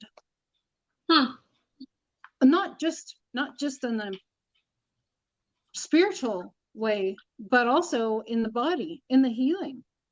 Right. Yeah, it has absolutely. Trioid is telling me it's just like DNA. It's like DNA goes up in a spiral like this, right? It's just like DNA. As you go up that ladder, you reach certain rungs, and as you go up that ladder of DNA, you end up having different cellular memory, which comes up from the Akashic records, it comes up from your family lineage, it comes up from your soul, it comes up from everywhere. So as that comes up and you start to deal with health issues, you sit there and go, okay, well, now I need to help my body. Well, the question is, and in quantum healing, they believe that you can say, okay, my body needs this specific thing. Let's call it red. My body needs red. My body needs this specific thing. Let's call it red. I'm going to go and I'm going to take a placebo. I'm going to fill my cup with water. And in that cup, the intention is set that there is red in there. I am going to drink that water and my body will be healed. Therefore, what? You've set the intention that your body will actually create the cells based on what it is it needs in order to heal itself. I'm so glad you're bringing this up, because this is another synchronicity for me. I don't know if you've seen this online, but people, I know you've heard of obviously blessing water, but people are using. I'm sorry, I'm just going to interrupt you. Sure. Do you remember how I told you that Trioid was like way somewhere? Somewhere? He's like right next to you. I told you that my whole council of guides has been like upgraded. upgraded, and I've not met them yet. I was just listening. I turned in my mind's eye. I turned to look up, and I felt his hand on my shoulder. Literally felt his hand on my shoulder. Wow. Like I can't even. That's why I was like, holy crap. Amazing. It's so good. No, I was just going to say, I'm just really happy you're bringing up the thing about the water, because this is synchronicity for me as well. That I don't, and I'm sure some people online have seen this, but I'm going to hold this coaster up. But people have they'll take like a square like this, and they'll put like a chakra on it, or they'll make a sigil that's personal to them or whatever. They'll put the coaster down, they'll put the glass of water on it, and that will charge the water. They'll hold the intention that this will charge the water, and then they drink the water, and it'll give them the healing. To give, you could do it for anything. You say, I want to be more confident when I speak online, or I want to open my heart chakra more so that I can be more loving and have more healing energy in my body. Just like you said, like you can make it just red and be like, I'm going to make this thing red. You print it off of your printer, or you color it with markers, or whatever you want to do. You can just write red on a piece of paper, put the water on it. And because you've set the intention in the physical 3D to affect your physical 3D body, but your crystalline like body, your mind says, okay, it's about training your mind to understand how you are able to heal you. And your mind will sit there and try and reason its way out of it.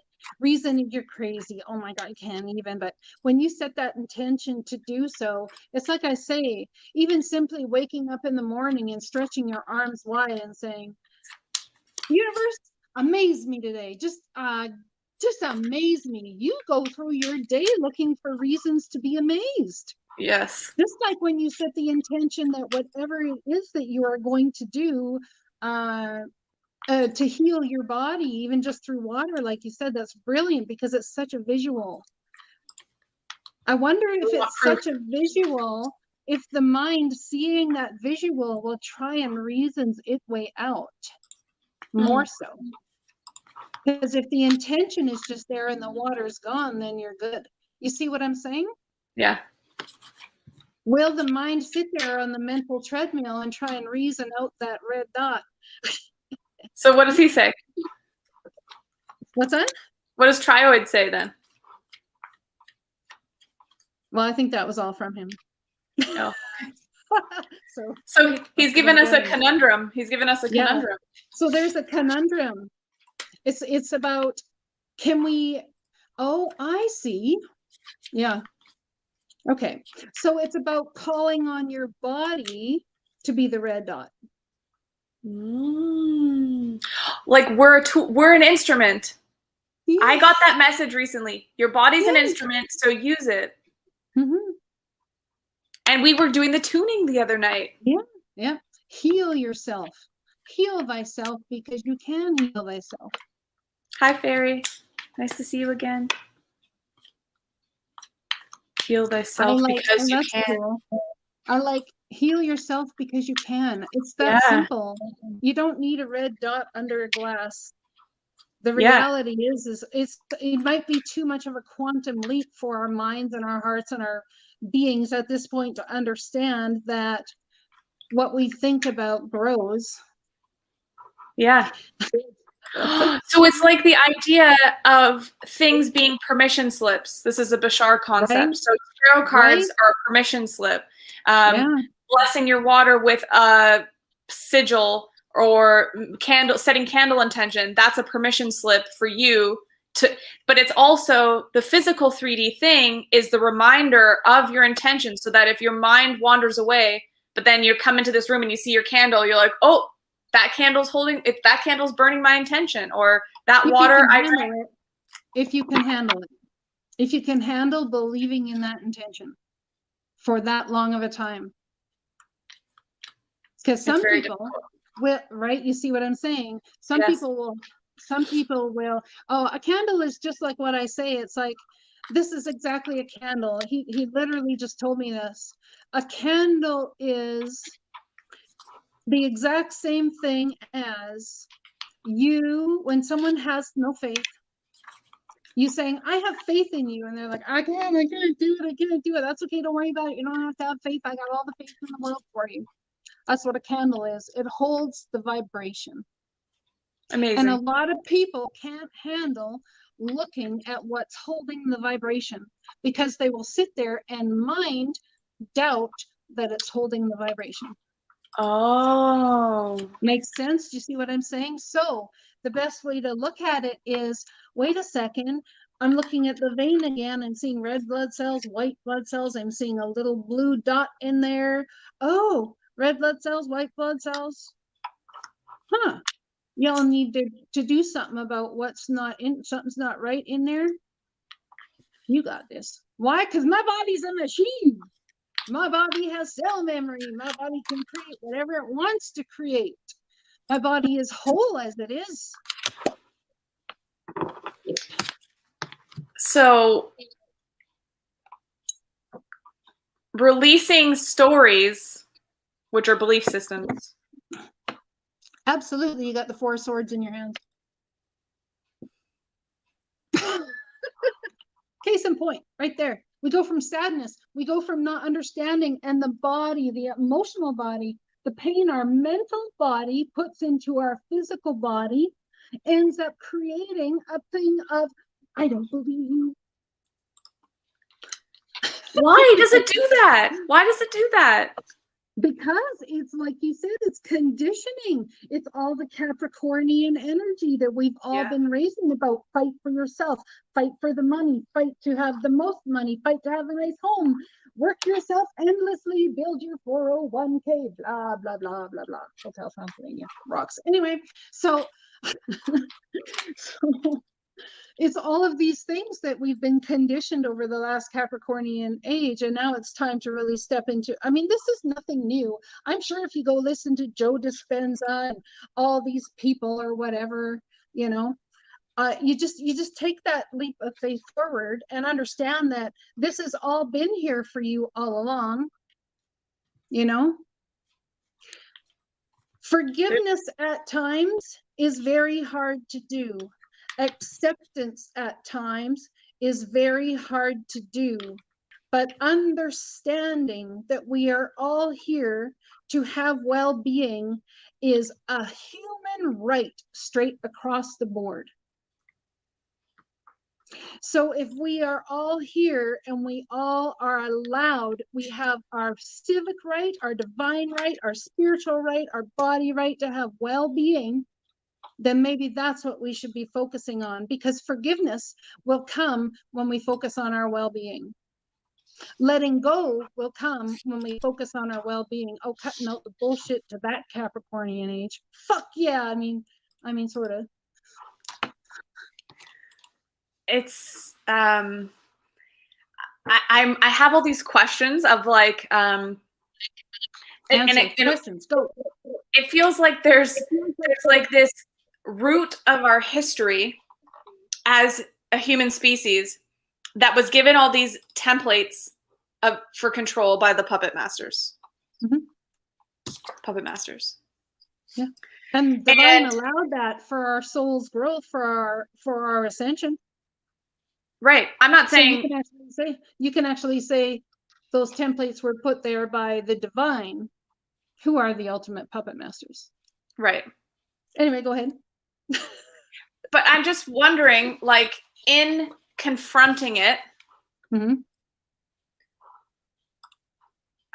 I don't know. Hi, William.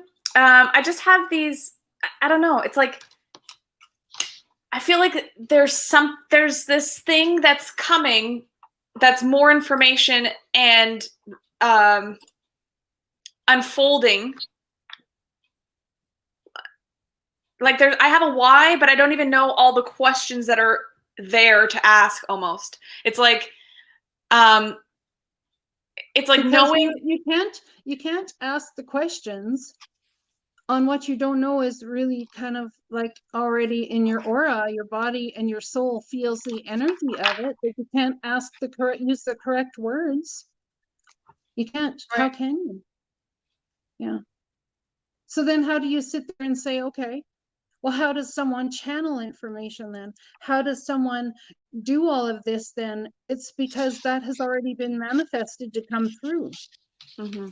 It's like that card in the Seven Energies that talks about you've got to stop asking questions, because even the next month of your situation possibly has not been written yet.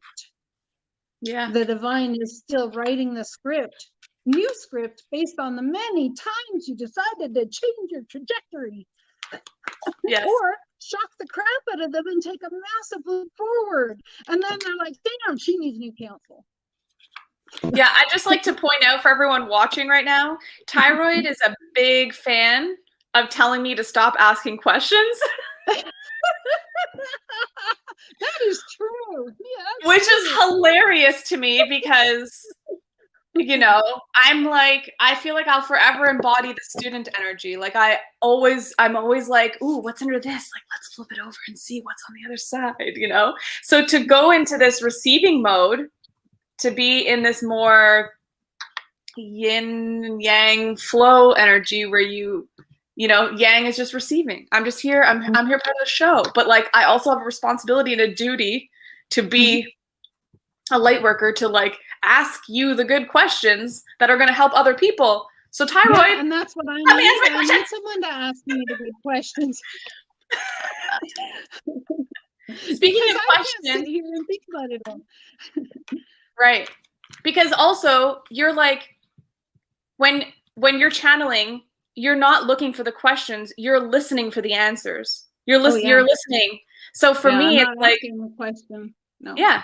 So I have to ask the questions, Thyroid. You gotta let me. But speaking of questions, has anyone thrown up any questions in the comment chat box at all? I can't see the chat today, so I just figured, since I feel like this is guided, Spirit's like, yeah, let's see what the crowd is up to. What's going on? Anyone have any questions? McGill says, laugh my ass off. Y'all are awesome.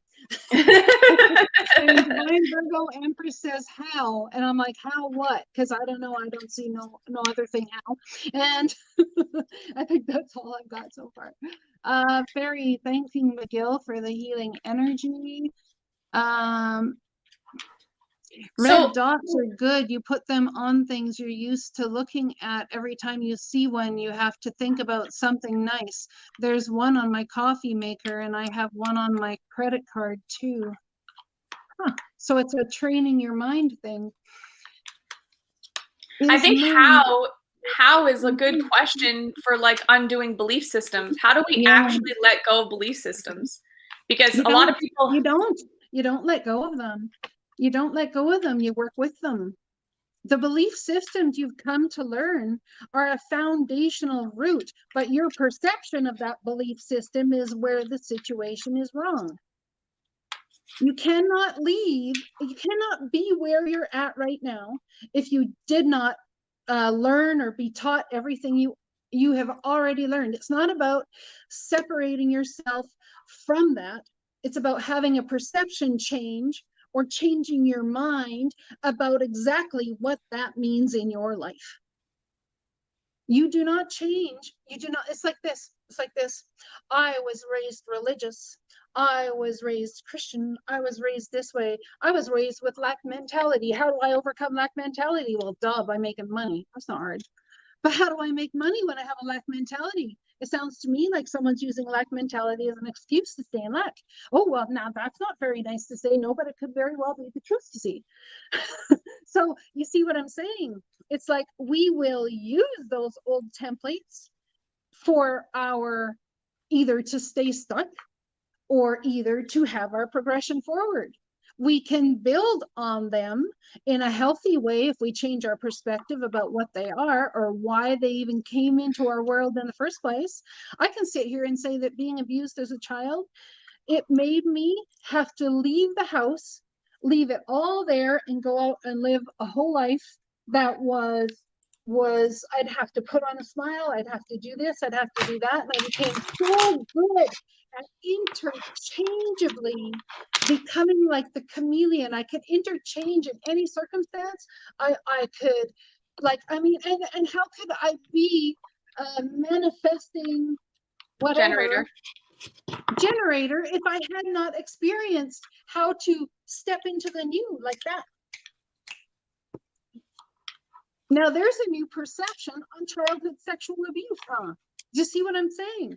You take the pain of what's been caused you and you look at it from a different perspective, and all of a sudden you start to realize, well, crap, you tell me that shit was destined?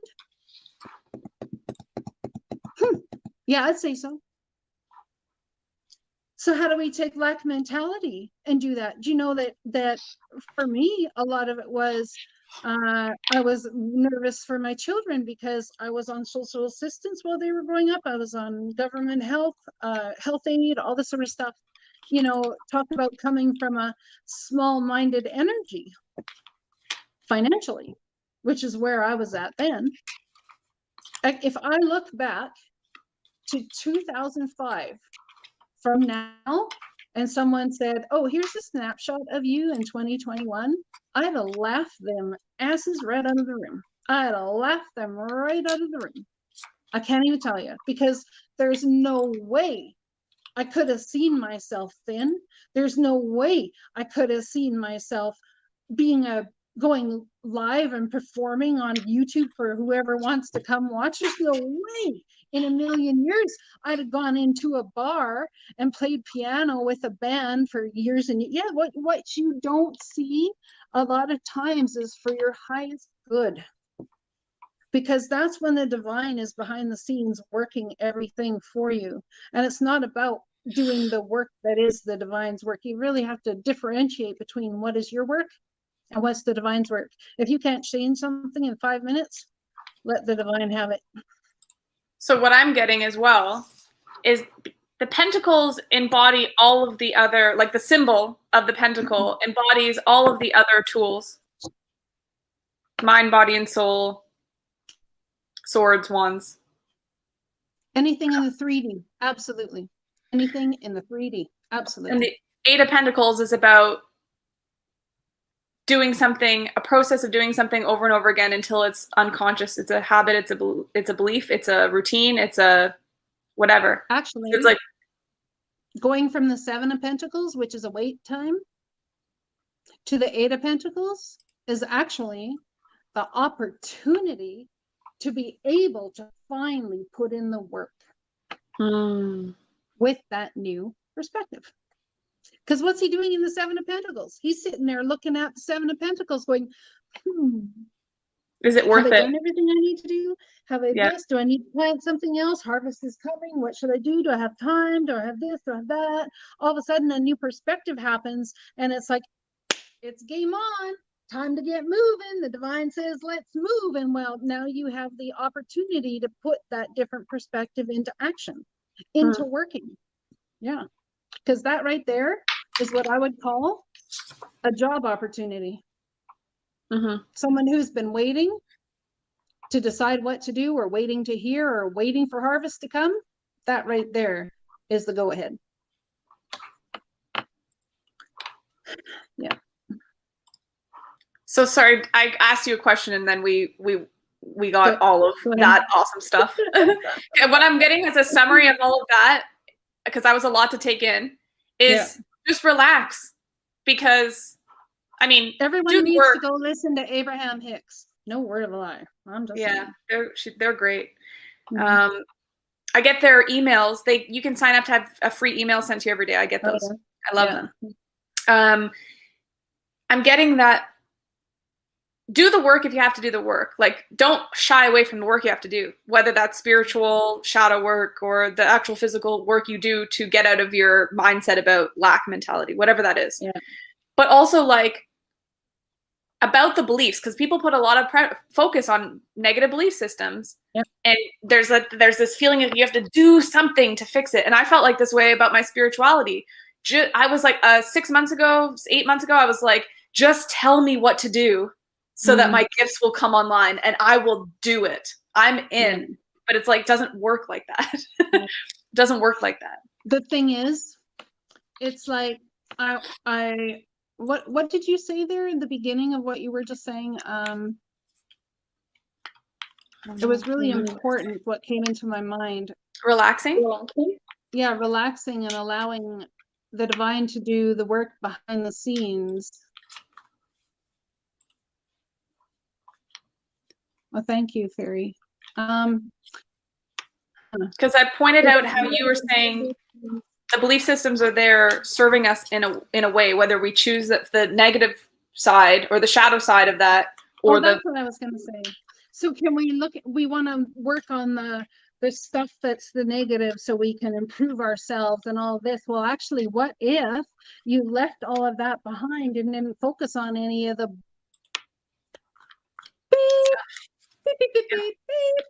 yes, that that is back there, and focused on what you're trying to create moving forward and build the new, you will have celebration so much faster.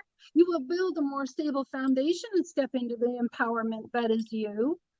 You can focus on the past all you want, but the past has made you who you are now. So why do we need to focus on that? Let's just move forward, which is what Abraham Hicks talks about. And this is a journey to get to this celebration. There's a path you walk down. It's not just here. Right. Exactly. Anyway, so Donnie had thrown up some questions. There was a question, but I didn't quite understand. We were talking and there was an emoji in it, so I didn't quite get the thank you. The gist. Is moon, we must learn or awareness to our energy experience every day. Moon energy? Moon cycles. Is it a moon cycle we must learn or awareness to our energy experience every day? No. I want to say that I don't know if that's what you're meaning. I don't know if that's what she's meaning. Yeah, maybe revise and resend. What else we got, Donnie? Sri Krishna. I agree with you, William. There's a difference between spirit and instinct. Yes. Yes, there is. Instinct is what comes as an upload from your DNA. Spirit is what brings a download that you never in a million years would have thought of. That's your difference right there. Remember I told you, Sarah, I can't stand it. I don't understand why people call them downloads. It drives me insane. It's like all these like meat puppets walking around and they're like, oh, you've had a download or an upgrade or blah, blah, blah. Yeah, no. I feel like this is something I've known. I've something in trioid. Hi. He's like, hey, says to me, it's like a light bulb. Something, the light bulb moment is not spirit. I don't know that the light bulb moment is spirit. I want to say that the light bulb moment is a culmination of DNA rising, meeting with soul, and having that understanding from down within you upwards and towards your crown chakra. It's like the light bulb moment is going, oh, guess what, spirit? I got it now. And they go, all righty then, let's download you with more. You see what I'm saying? Because your ground is fertile. Absolutely.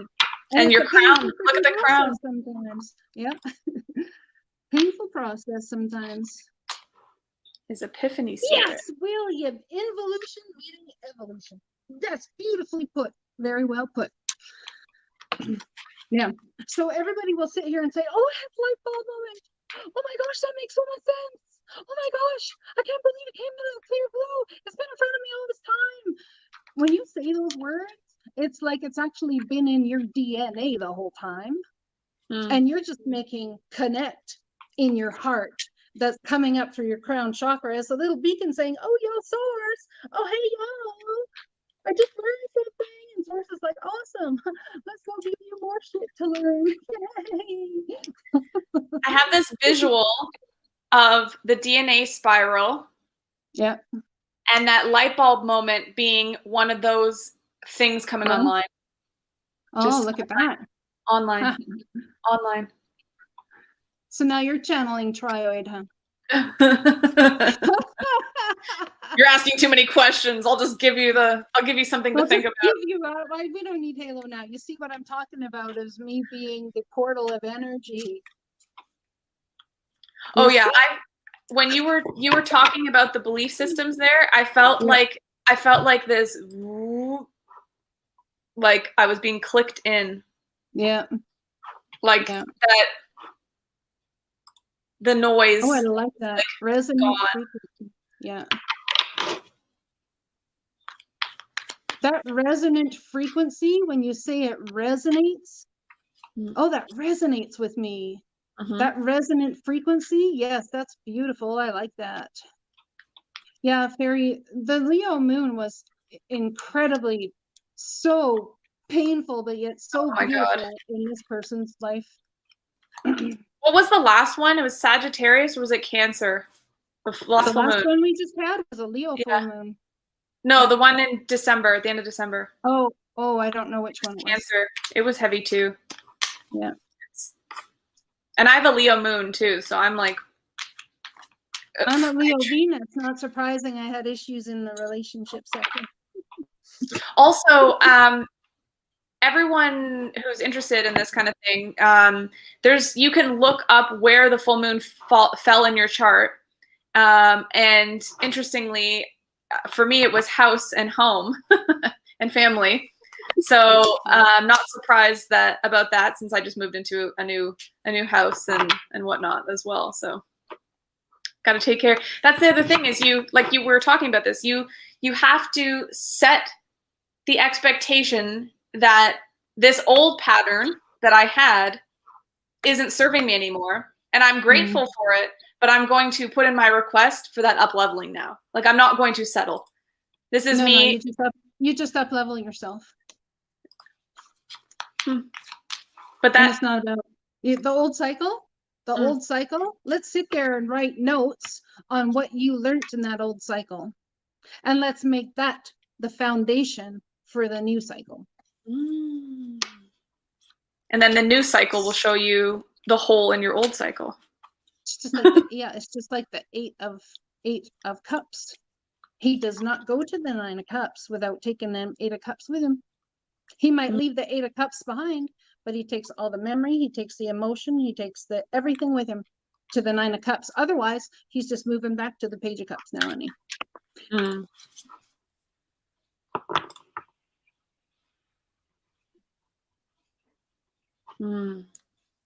Nice. Any other good questions, Donnie? Pick your favorite, because I can't see any of the questions.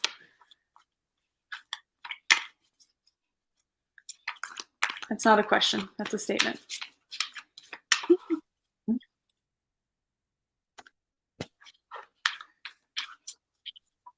William, do you have a question about your channeling of Ganesh? Oh yeah, I can't wait for Pisces season. Oh, Lord. March, it's so far. Yeah, King of Pentacles.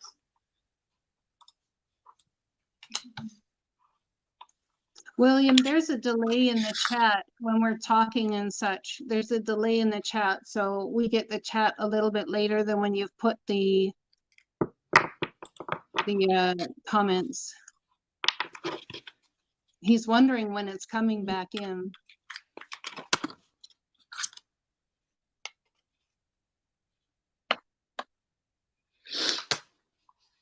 I go to Cafe Astrology, Terry. That's where I go to do a birth chart for yourself.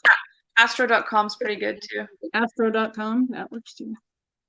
I'm getting there's some conflict for William about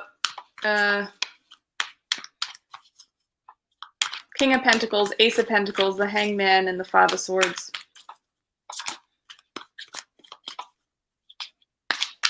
It's like he's waiting. King of Pentacles, the Ace of Pentacles, Hangman, and the Five of Swords.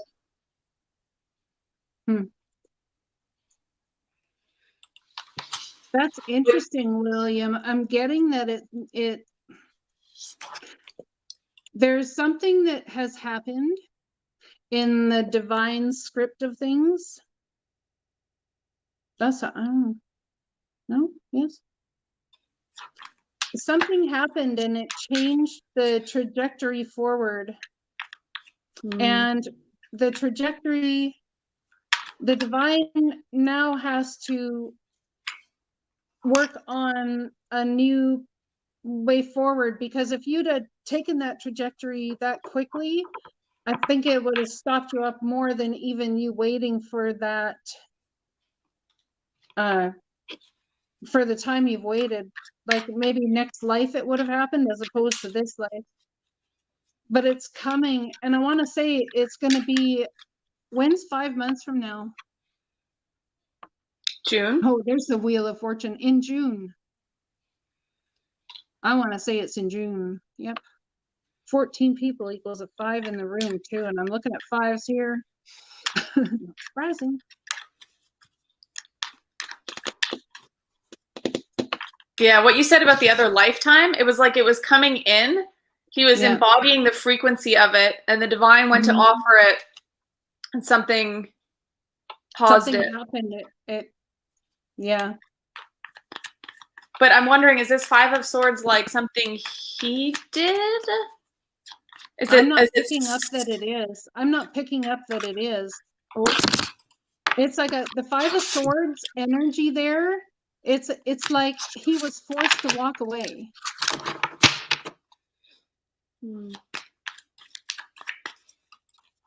What's this card? Queen of Swords.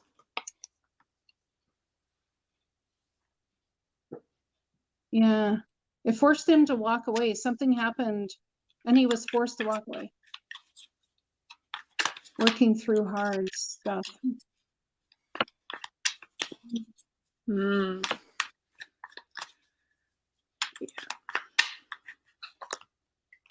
Yeah, I gotta put that down. Well, that just proves to me you're a light worker, William. I'm just saying, when you're placed in narcissistic shit, oh yeah.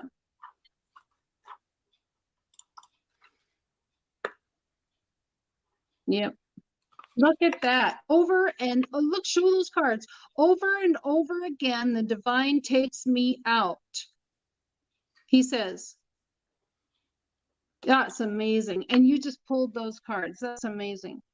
Oh, yeah. It says, oh, yes, forced over and over. Divine takes me out, doing best to embody truth. Well, don't forget the last cards are Sarah the last round of cards on my end.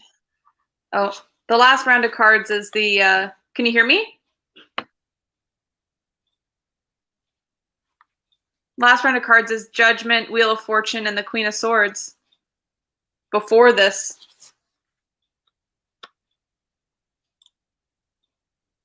So I'd say. Oh, she's frozen on my end. And I can't see any of the chat.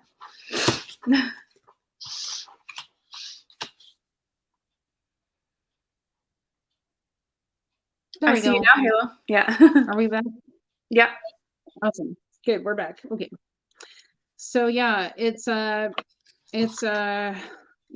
Emperor putting down the wands and the divine, or the temperance card. Yeah. But also the removal, like, you know? Wow. Yeah, and the removal. Yeah, absolutely. I'm telling you, William, you have been divinely guided. And you're here for a reason. Oh yeah, you are. Top of the deck. Oh yeah, we're certain. Yeah. Coming to church, are you, William? Marie, struggle with being a light worker. Oh yeah, big time. Oh, for me, well, you know, I used to think I had to, yet again, there you go. That's why I talk about this experience of letting how I was raised in religion or Christianity go. And interestingly enough, I'm like, oh man, I actually found, I believe, God or source or the all or spirit when I left the church, because the church is not the religion, it's what houses the place, the people, and found more of God for myself, or spirit or source, whatever you want to call it. So as I found that and move forward, now that I am doing this kind of spiritual work, like literally yesterday I got told to put all of my cards away because the channeling needs to just come through along with my experiences. And I had a hard time with it too. The thing is, the you don't leave that all behind. It's not about leaving your upbringing or your religion or your whichever you were in all behind. It's about honoring these stones, the beautiful, solid foundations that brought you to be who you are, and to carry them forward with you, to help be one of the pillars as you're building your beautiful, what do they call them things? Pyramid, that's it. So it's not about leaving your religion behind. I mean, heck, we were on live on Friday and I was singing hymns. Yeah. Yeah. See, that's the thing that's so interesting for me about it, because my mom was raised Catholic and my grandparents are Catholic and all of our family is. And I didn't actually go to Catholic school until I was about 8 years old. But I was baptized in the traditional way that you would do. My mom and I didn't go to church when I was young. And when I went to Catholic school, the thing that I really loved was the singing, because they told me that was the fastest way to get to God, was to sing. And so I always really liked that, but I didn't have the same type of like indoctrination that I know a lot of people have. And kudos to my mom in that regard for always opening the door to spirituality and different forms of teachings and lessons. Like, I was very receptive to that, and she was always encouraging me to look at other things. And my grandparents as well, like my Nana, she always kind of tried to broaden my awareness of things. Like, she was the first person who taught me about Cleopatra and bought me a book about Cleopatra. She bought me my first tarot book, Tarot for Teens. I still have it on my shelf. And it's interesting because other people who are more grounded in this religious belief system have a harder time with it. So when you ask, like, is it hard to be a light worker? Well, it's hard to be it's challenging to be in families where not more people are like enlightened or woke, let's say. I've been very fortunate that my family is pretty tolerant, considering all things considered. I'm with you, Divine Empress. I'm so with you there. There's truth in every religion and truth in every foundation. Absolutely, there is. You betcha. Because the divine fills your cup. It's your relationship with the divine, and no one else really should have a say about what that looks like. I don't try and tell someone else what it should look like. I just try and be me. Yeah. That's what gets you as far as you've gotten, as quickly as you've gotten, I might add. But I spent a lot of time hiding. That's okay. Like, that's, I told my grandmother last weekend after we did a live, because I hadn't been talking to her as much because I've been so busy filming videos and editing videos and trying to get the channel started and our lives and everything. And I told her what I was doing, and she didn't say, she just kind of, it was like she heard it and let it just go. And then we were just talking about whatever else. And so if I can't call her and say what I've got going on because she doesn't get it or it doesn't interest her, she still loves me. She's not judging me for it. Or maybe she is, but she wouldn't say it to my face if she was, so that's, it's so hard to let go of what people will think of us. Oh yeah, moving forward, because that yet again is the tie to the DNA thing. It even carries on into what will spirit think of us when we start this journey. It stays in, oh well, it's easier to stay in what I've known and then move forward into the more unknown. But in actuality, there's so much more freedom in moving into the more unknown, you know. When you have a calling towards a certain life path, do you deny it because of what other people will think? Or do you take it in your hand and say, I've walked down the other paths that aren't bringing me to my divine purpose, and I'm sick of it, and I'd rather be good with me? Yeah, well, the reality is in order to have a whole balanced life, your life is a whole journey of people and situations and circumstances and things and times and timing and all of these things that all come together until you, as Abraham Hicks says, croak and end up on the other side. The thing is, it's all a whole journey. It's a whole journey. And you cannot live that whole journey sitting on the fence, which is right in the middle, which we humans like to call balance. You have got to hop off of the fence and lose balance to create a bigger and better life. A whole balanced life is about losing balance on all sides of the fence in order to bring balance to a whole life. You have got to lose balance for love. You have got to lose balance and fly into the religious aspect of things. If that's your thing, you've got to lose balance and fall into the spirituality. It's absolutely every single time like the pendulum, and my pendulum is not, oh, here we go, this will work. The pendulum, you go like this, it swings. Oh, I learned something new. Oh, and it takes a little while before it actually settles down and finds its center, right? Oh, wait, I'm going to go this way now. Because you know what? I'm not so sure I liked what I learned. Oh, well, you know what? Well, it's okay. We'll find our center again. But the people that want to live their whole life in perfect harmony and perfect balance, I'm not so sure.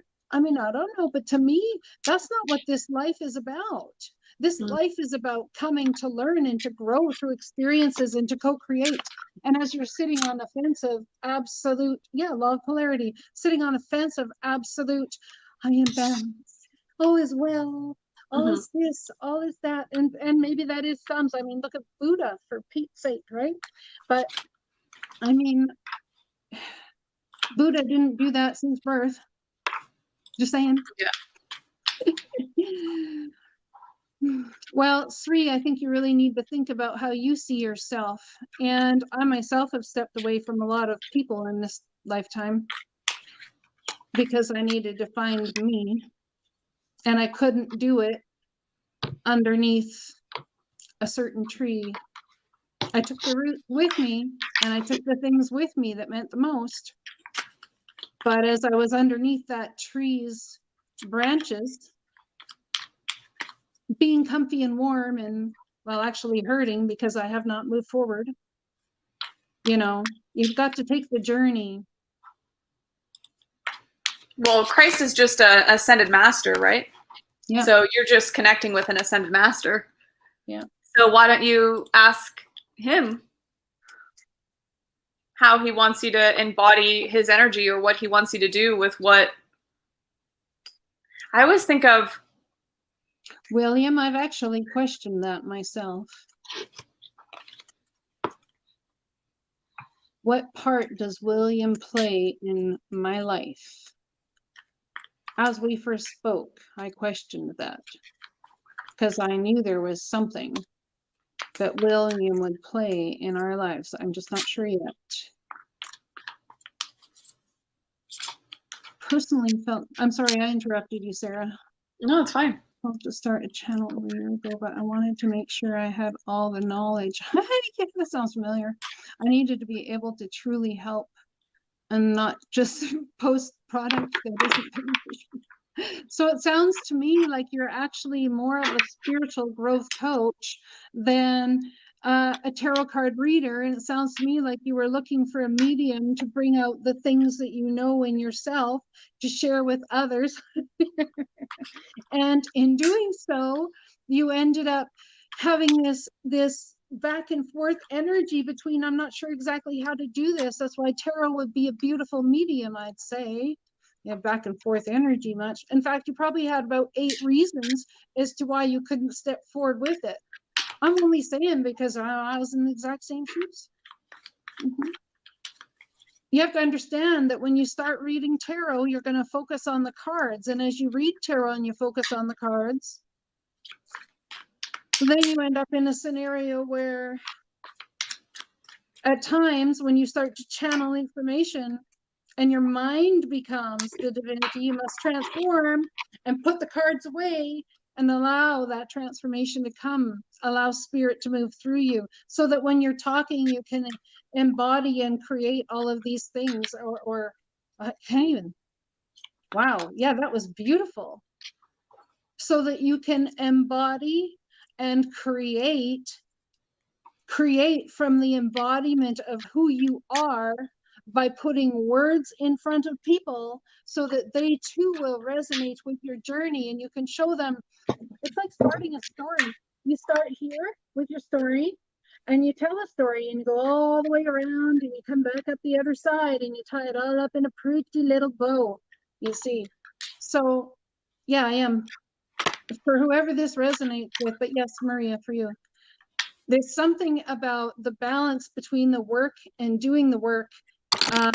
It's not about having it all right now.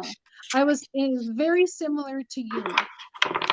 I was very similar to you, but I felt like I needed a medium or something I could use, like tarot or something, to show people online something to look at other than me. I mean, you'd want to listen to me and talk to me, and I mean, I'm just me sitting there giving my opinion on what, like, I don't even know what to speak about. You know, so we aren't our stories, but the thing is so many people resonate with your story. The question is, you might not be your story, but you definitely are the perspective that you hold on the story you tell about what you've been through. Oh yeah, you are. Because how you perceive things is what you believe things to be. So funny because that this is coming up, because in the videos I recorded, there's even a point where I'm getting messages and I just flat out say, I know that the cards that are down right now don't traditionally mean what I'm saying. Yeah. But this is the message that's coming through. And it's a really good learning experience to record yourself, because some of the messages come out hot and you're like, oof, this is for somebody. It's almost like spirit knows you already have an audience for the message you're making.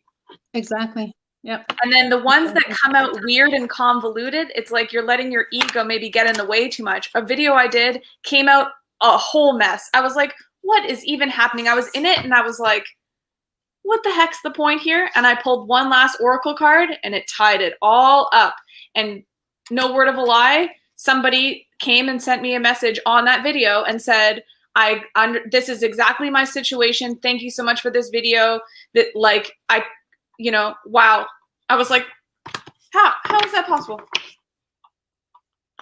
So, William, unless we tell the stories and use stories in our own life that we have been through, people that are awakening, I'm not talking about highly awakened people. I'm talking about the people that now are just awakening and on their journey out of Capricornian energy are still going to resonate with the storytelling, you see. So it's about who you want to reach. It's not about, or it's about where you want to spread your reach, more so, I would even say. And somebody who is highly spiritual, who is very highly enlightened, a lot of times when you're telling a story,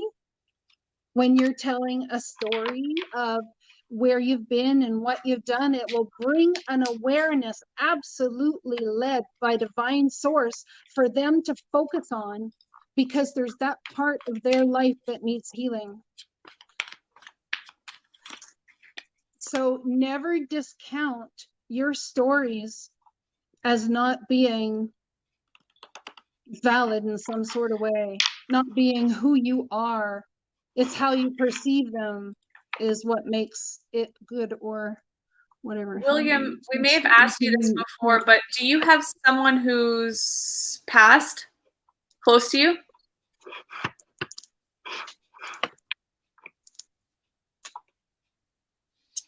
Marie, when you're reading tarot online, you have a whole world that is your audience. I guarantee you there is someone out there who is going to resonate with what you speak.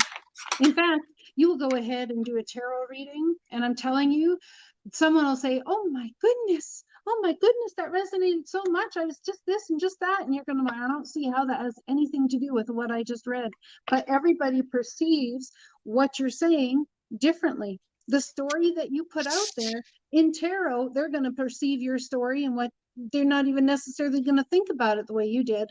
But your words help them think of their story and how it all resonates with them.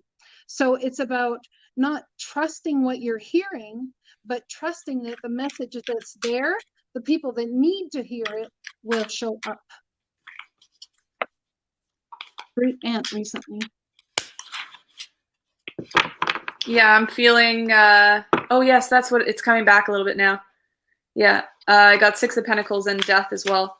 8 of Swords, 10 of Swords, 6 of Pentacles, and the Death card. And Cold my hands are cold freezing. toes. My toes are cold. Wonder if at the end of her life she was very cold, like cold, like had a very hard time keeping warm. Like underwater. I can't even with these cards. 10 of Pentacles, 8 of Wands, the World, and the Tower. Oh, thank you, Sri. Nice to have you here too. Coming in with messages. Thank you, Tracy. I appreciate that. About the coming changes in the world. Yeah. Followed by a Tower moment. We all know that. Yeah. Y'all, we know that. Tell me what I don't know. We had a conversation about Tower moments the other day, Sarah. Let's see how much you retain since you're like a big old giant sponge. Tower moments as opposed to being the creator or the receiver. Mm-hmm.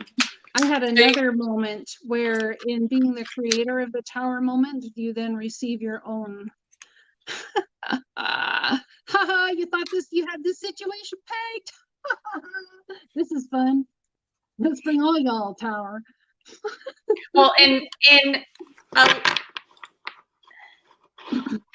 allowing Spirit to give you a Tower moment, then you are then used to facilitate a Tower moment.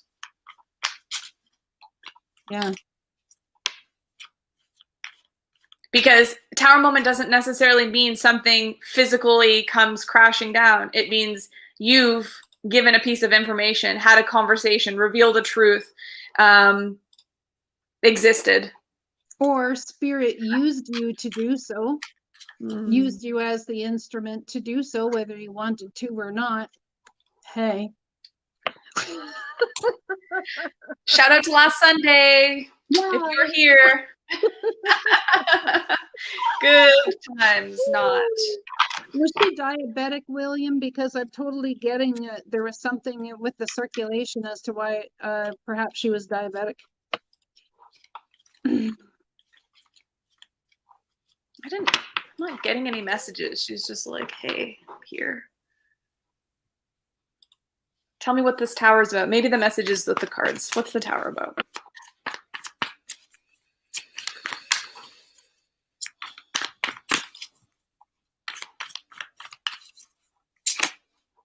The Devil. Addictions? Did she smoke? Yeah, she was diabetic. She was diabetic and smoked, maybe? She was like, loved sugar, man. I just literally saw somebody sitting there taking wrappers off of candies or whatever, chocolate, and eating them. She loved sugar. Smell. What does this smell? I smell smoke. I smell smoke right now. You smell smoke, do you? I do, yeah. I do. I smell smoke of some sort. Oh, my nose is cold. Mine too. My toes are cold. My nose is cold. My earlobes or my ears feel chilly. 7 of Pentacles. And the Wheel of Fortune. Likes to pick your nose in meditation to get your attention. If she smoked, it was early on before my time. Her and my grandma were sugar queens. I knew it. Called the sugar thing. So called it. Is there a fight about money or something? Justice. 2 of Swords. Ace of Pentacles. That's so pretty, watching snowfall. What was that? Say that again, those cards. What are they? Justice. Yeah. 2 of Swords. Yeah. And the Ace of Pentacles. Huh.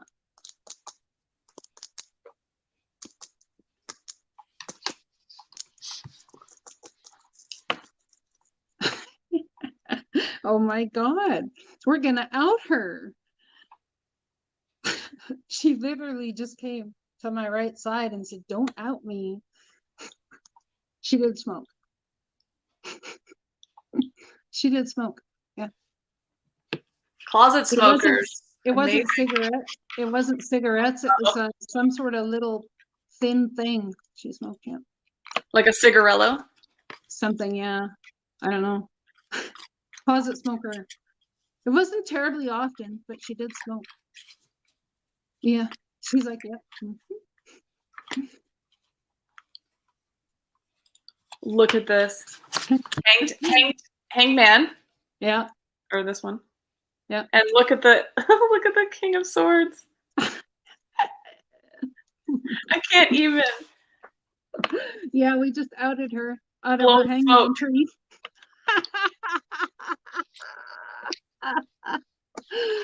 Oh, funny. Oh my goodness. Oh, that's good. But is there a message? Like what's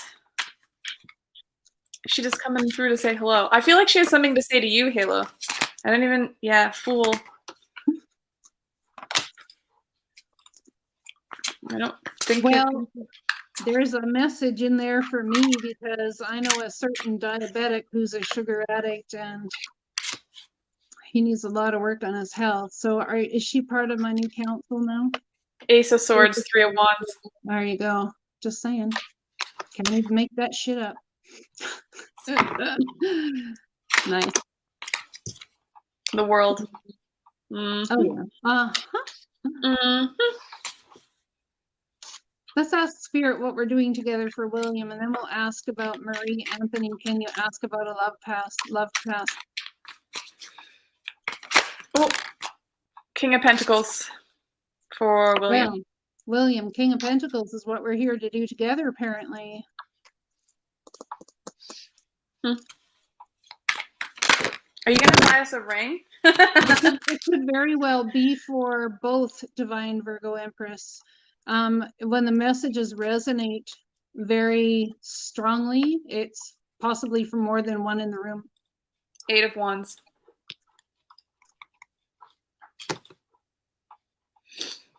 So something about messages, sharing, channeling, or he said his family will definitely come to you. They're big helpers. Can you ask about a loved past? She wanted us to know. I asked for one more card for this William situation. I got the 4 of Wands and Strength. Wow. Okay. Well, I'm going to put these ones back now. He says, okay, bring on the money. I'm single. LOL. Ring. Ha. Hermit. Yeah, I know. What do you mean that shit? Okay. So for Marie. Lost loved one or something? Hangman tried to flip over there. Can you ask about a loved past? Marie, is your person passed away or a love that you had in the past?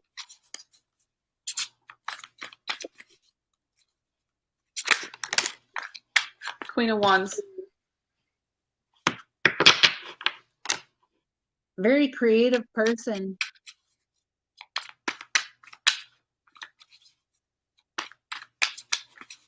My father-in-law walked straight up to me. Hermit's my personal card too. Well, actually, it used to be more so.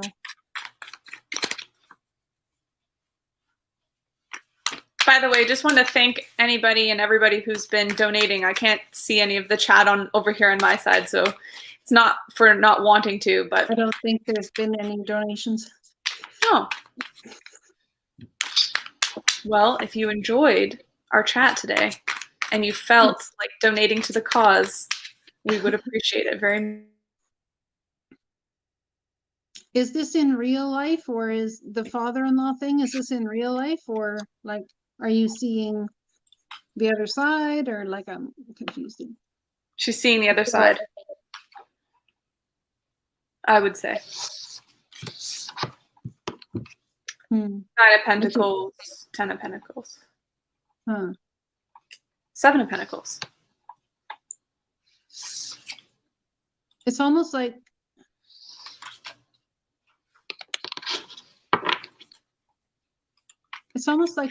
an energy of wanting to jump from one spot to another, and the divine saying, all right, we'll give you a little bit, but you're still gonna have to wait. Get the 5 of Pentacles. It's like wanting to jump from one spot to another at 10 of Pentacles. But the thing is, like, it's kind of like, thank you, Gracie. It's kind of like then all of a sudden 7 of Pentacles. It's like, all right, since you decided to take the opportunity to jump, then we'll just give you 7 of Pentacles, but you're still gonna have to wait.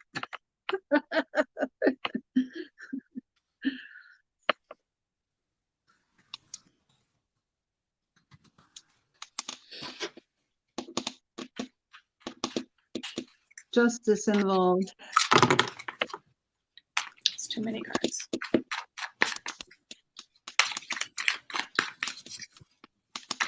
Pull a card for Tracy. We're coming up on 2.5 hours. How long do you want to go for? Yeah, I was thinking if you wanted to finish at 2:30 your time. What do you got? 2:22 on the clock right now? It's 2:24. My clock says 16:22 or 4:22.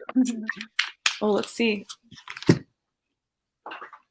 Let's see. This is a strong message from the angels asking you to trust, believe, and have faith that your prayers are being answered, because they are. Well, Tracy, sounds like I don't need to pull you a card.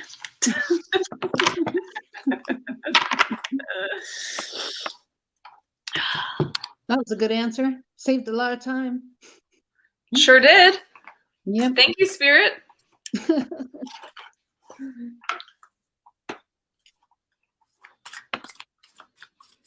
Any other questions? Oh, this one needs to come out. This came out from the other day. Security. I'd say that's part and parcel. Yeah, I'd say so. It's like the writings on the wall of the cave with the stars and a buffalo. It's something about your family lineage and that sort of thing that will bring you security. Root chakra as well. You're right about that. Should look up buffaloes. Marie, if you would like to go ahead and send me an email, guidinghalo@gmail.com. I do personal growth sessions, which you can purchase underneath any video.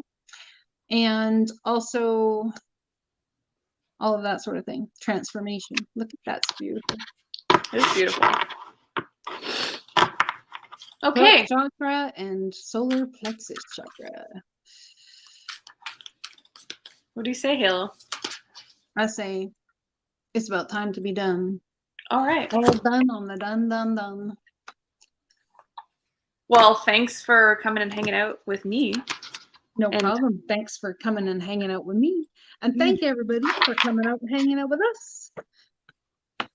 Yes, it was lovely to have all you. We'd love to have you over on Patreon if you want to get all the extendeds for Halo's readings that she's putting up on her channel. I don't know how that's going to change, possibly with the new gifts coming online. So it might be like extended channeling readings or something. Ooh, perhaps that would be fun. Yeah. Yeah, but I guess you'll all have to be still and wait while we discover what that is. Well, I'm very excited. The unfolding is the exciting part. Right. I mean, look at the unfolding that's happened just since yesterday. Huge. Thanks for coming back, Miguel. I'll talk to you guys later. Take good care. We'll see you again on Friday. If you want to come and hang out in the live that we do on Friday. Yeah, on Friday. We'll see you later. Bye for now.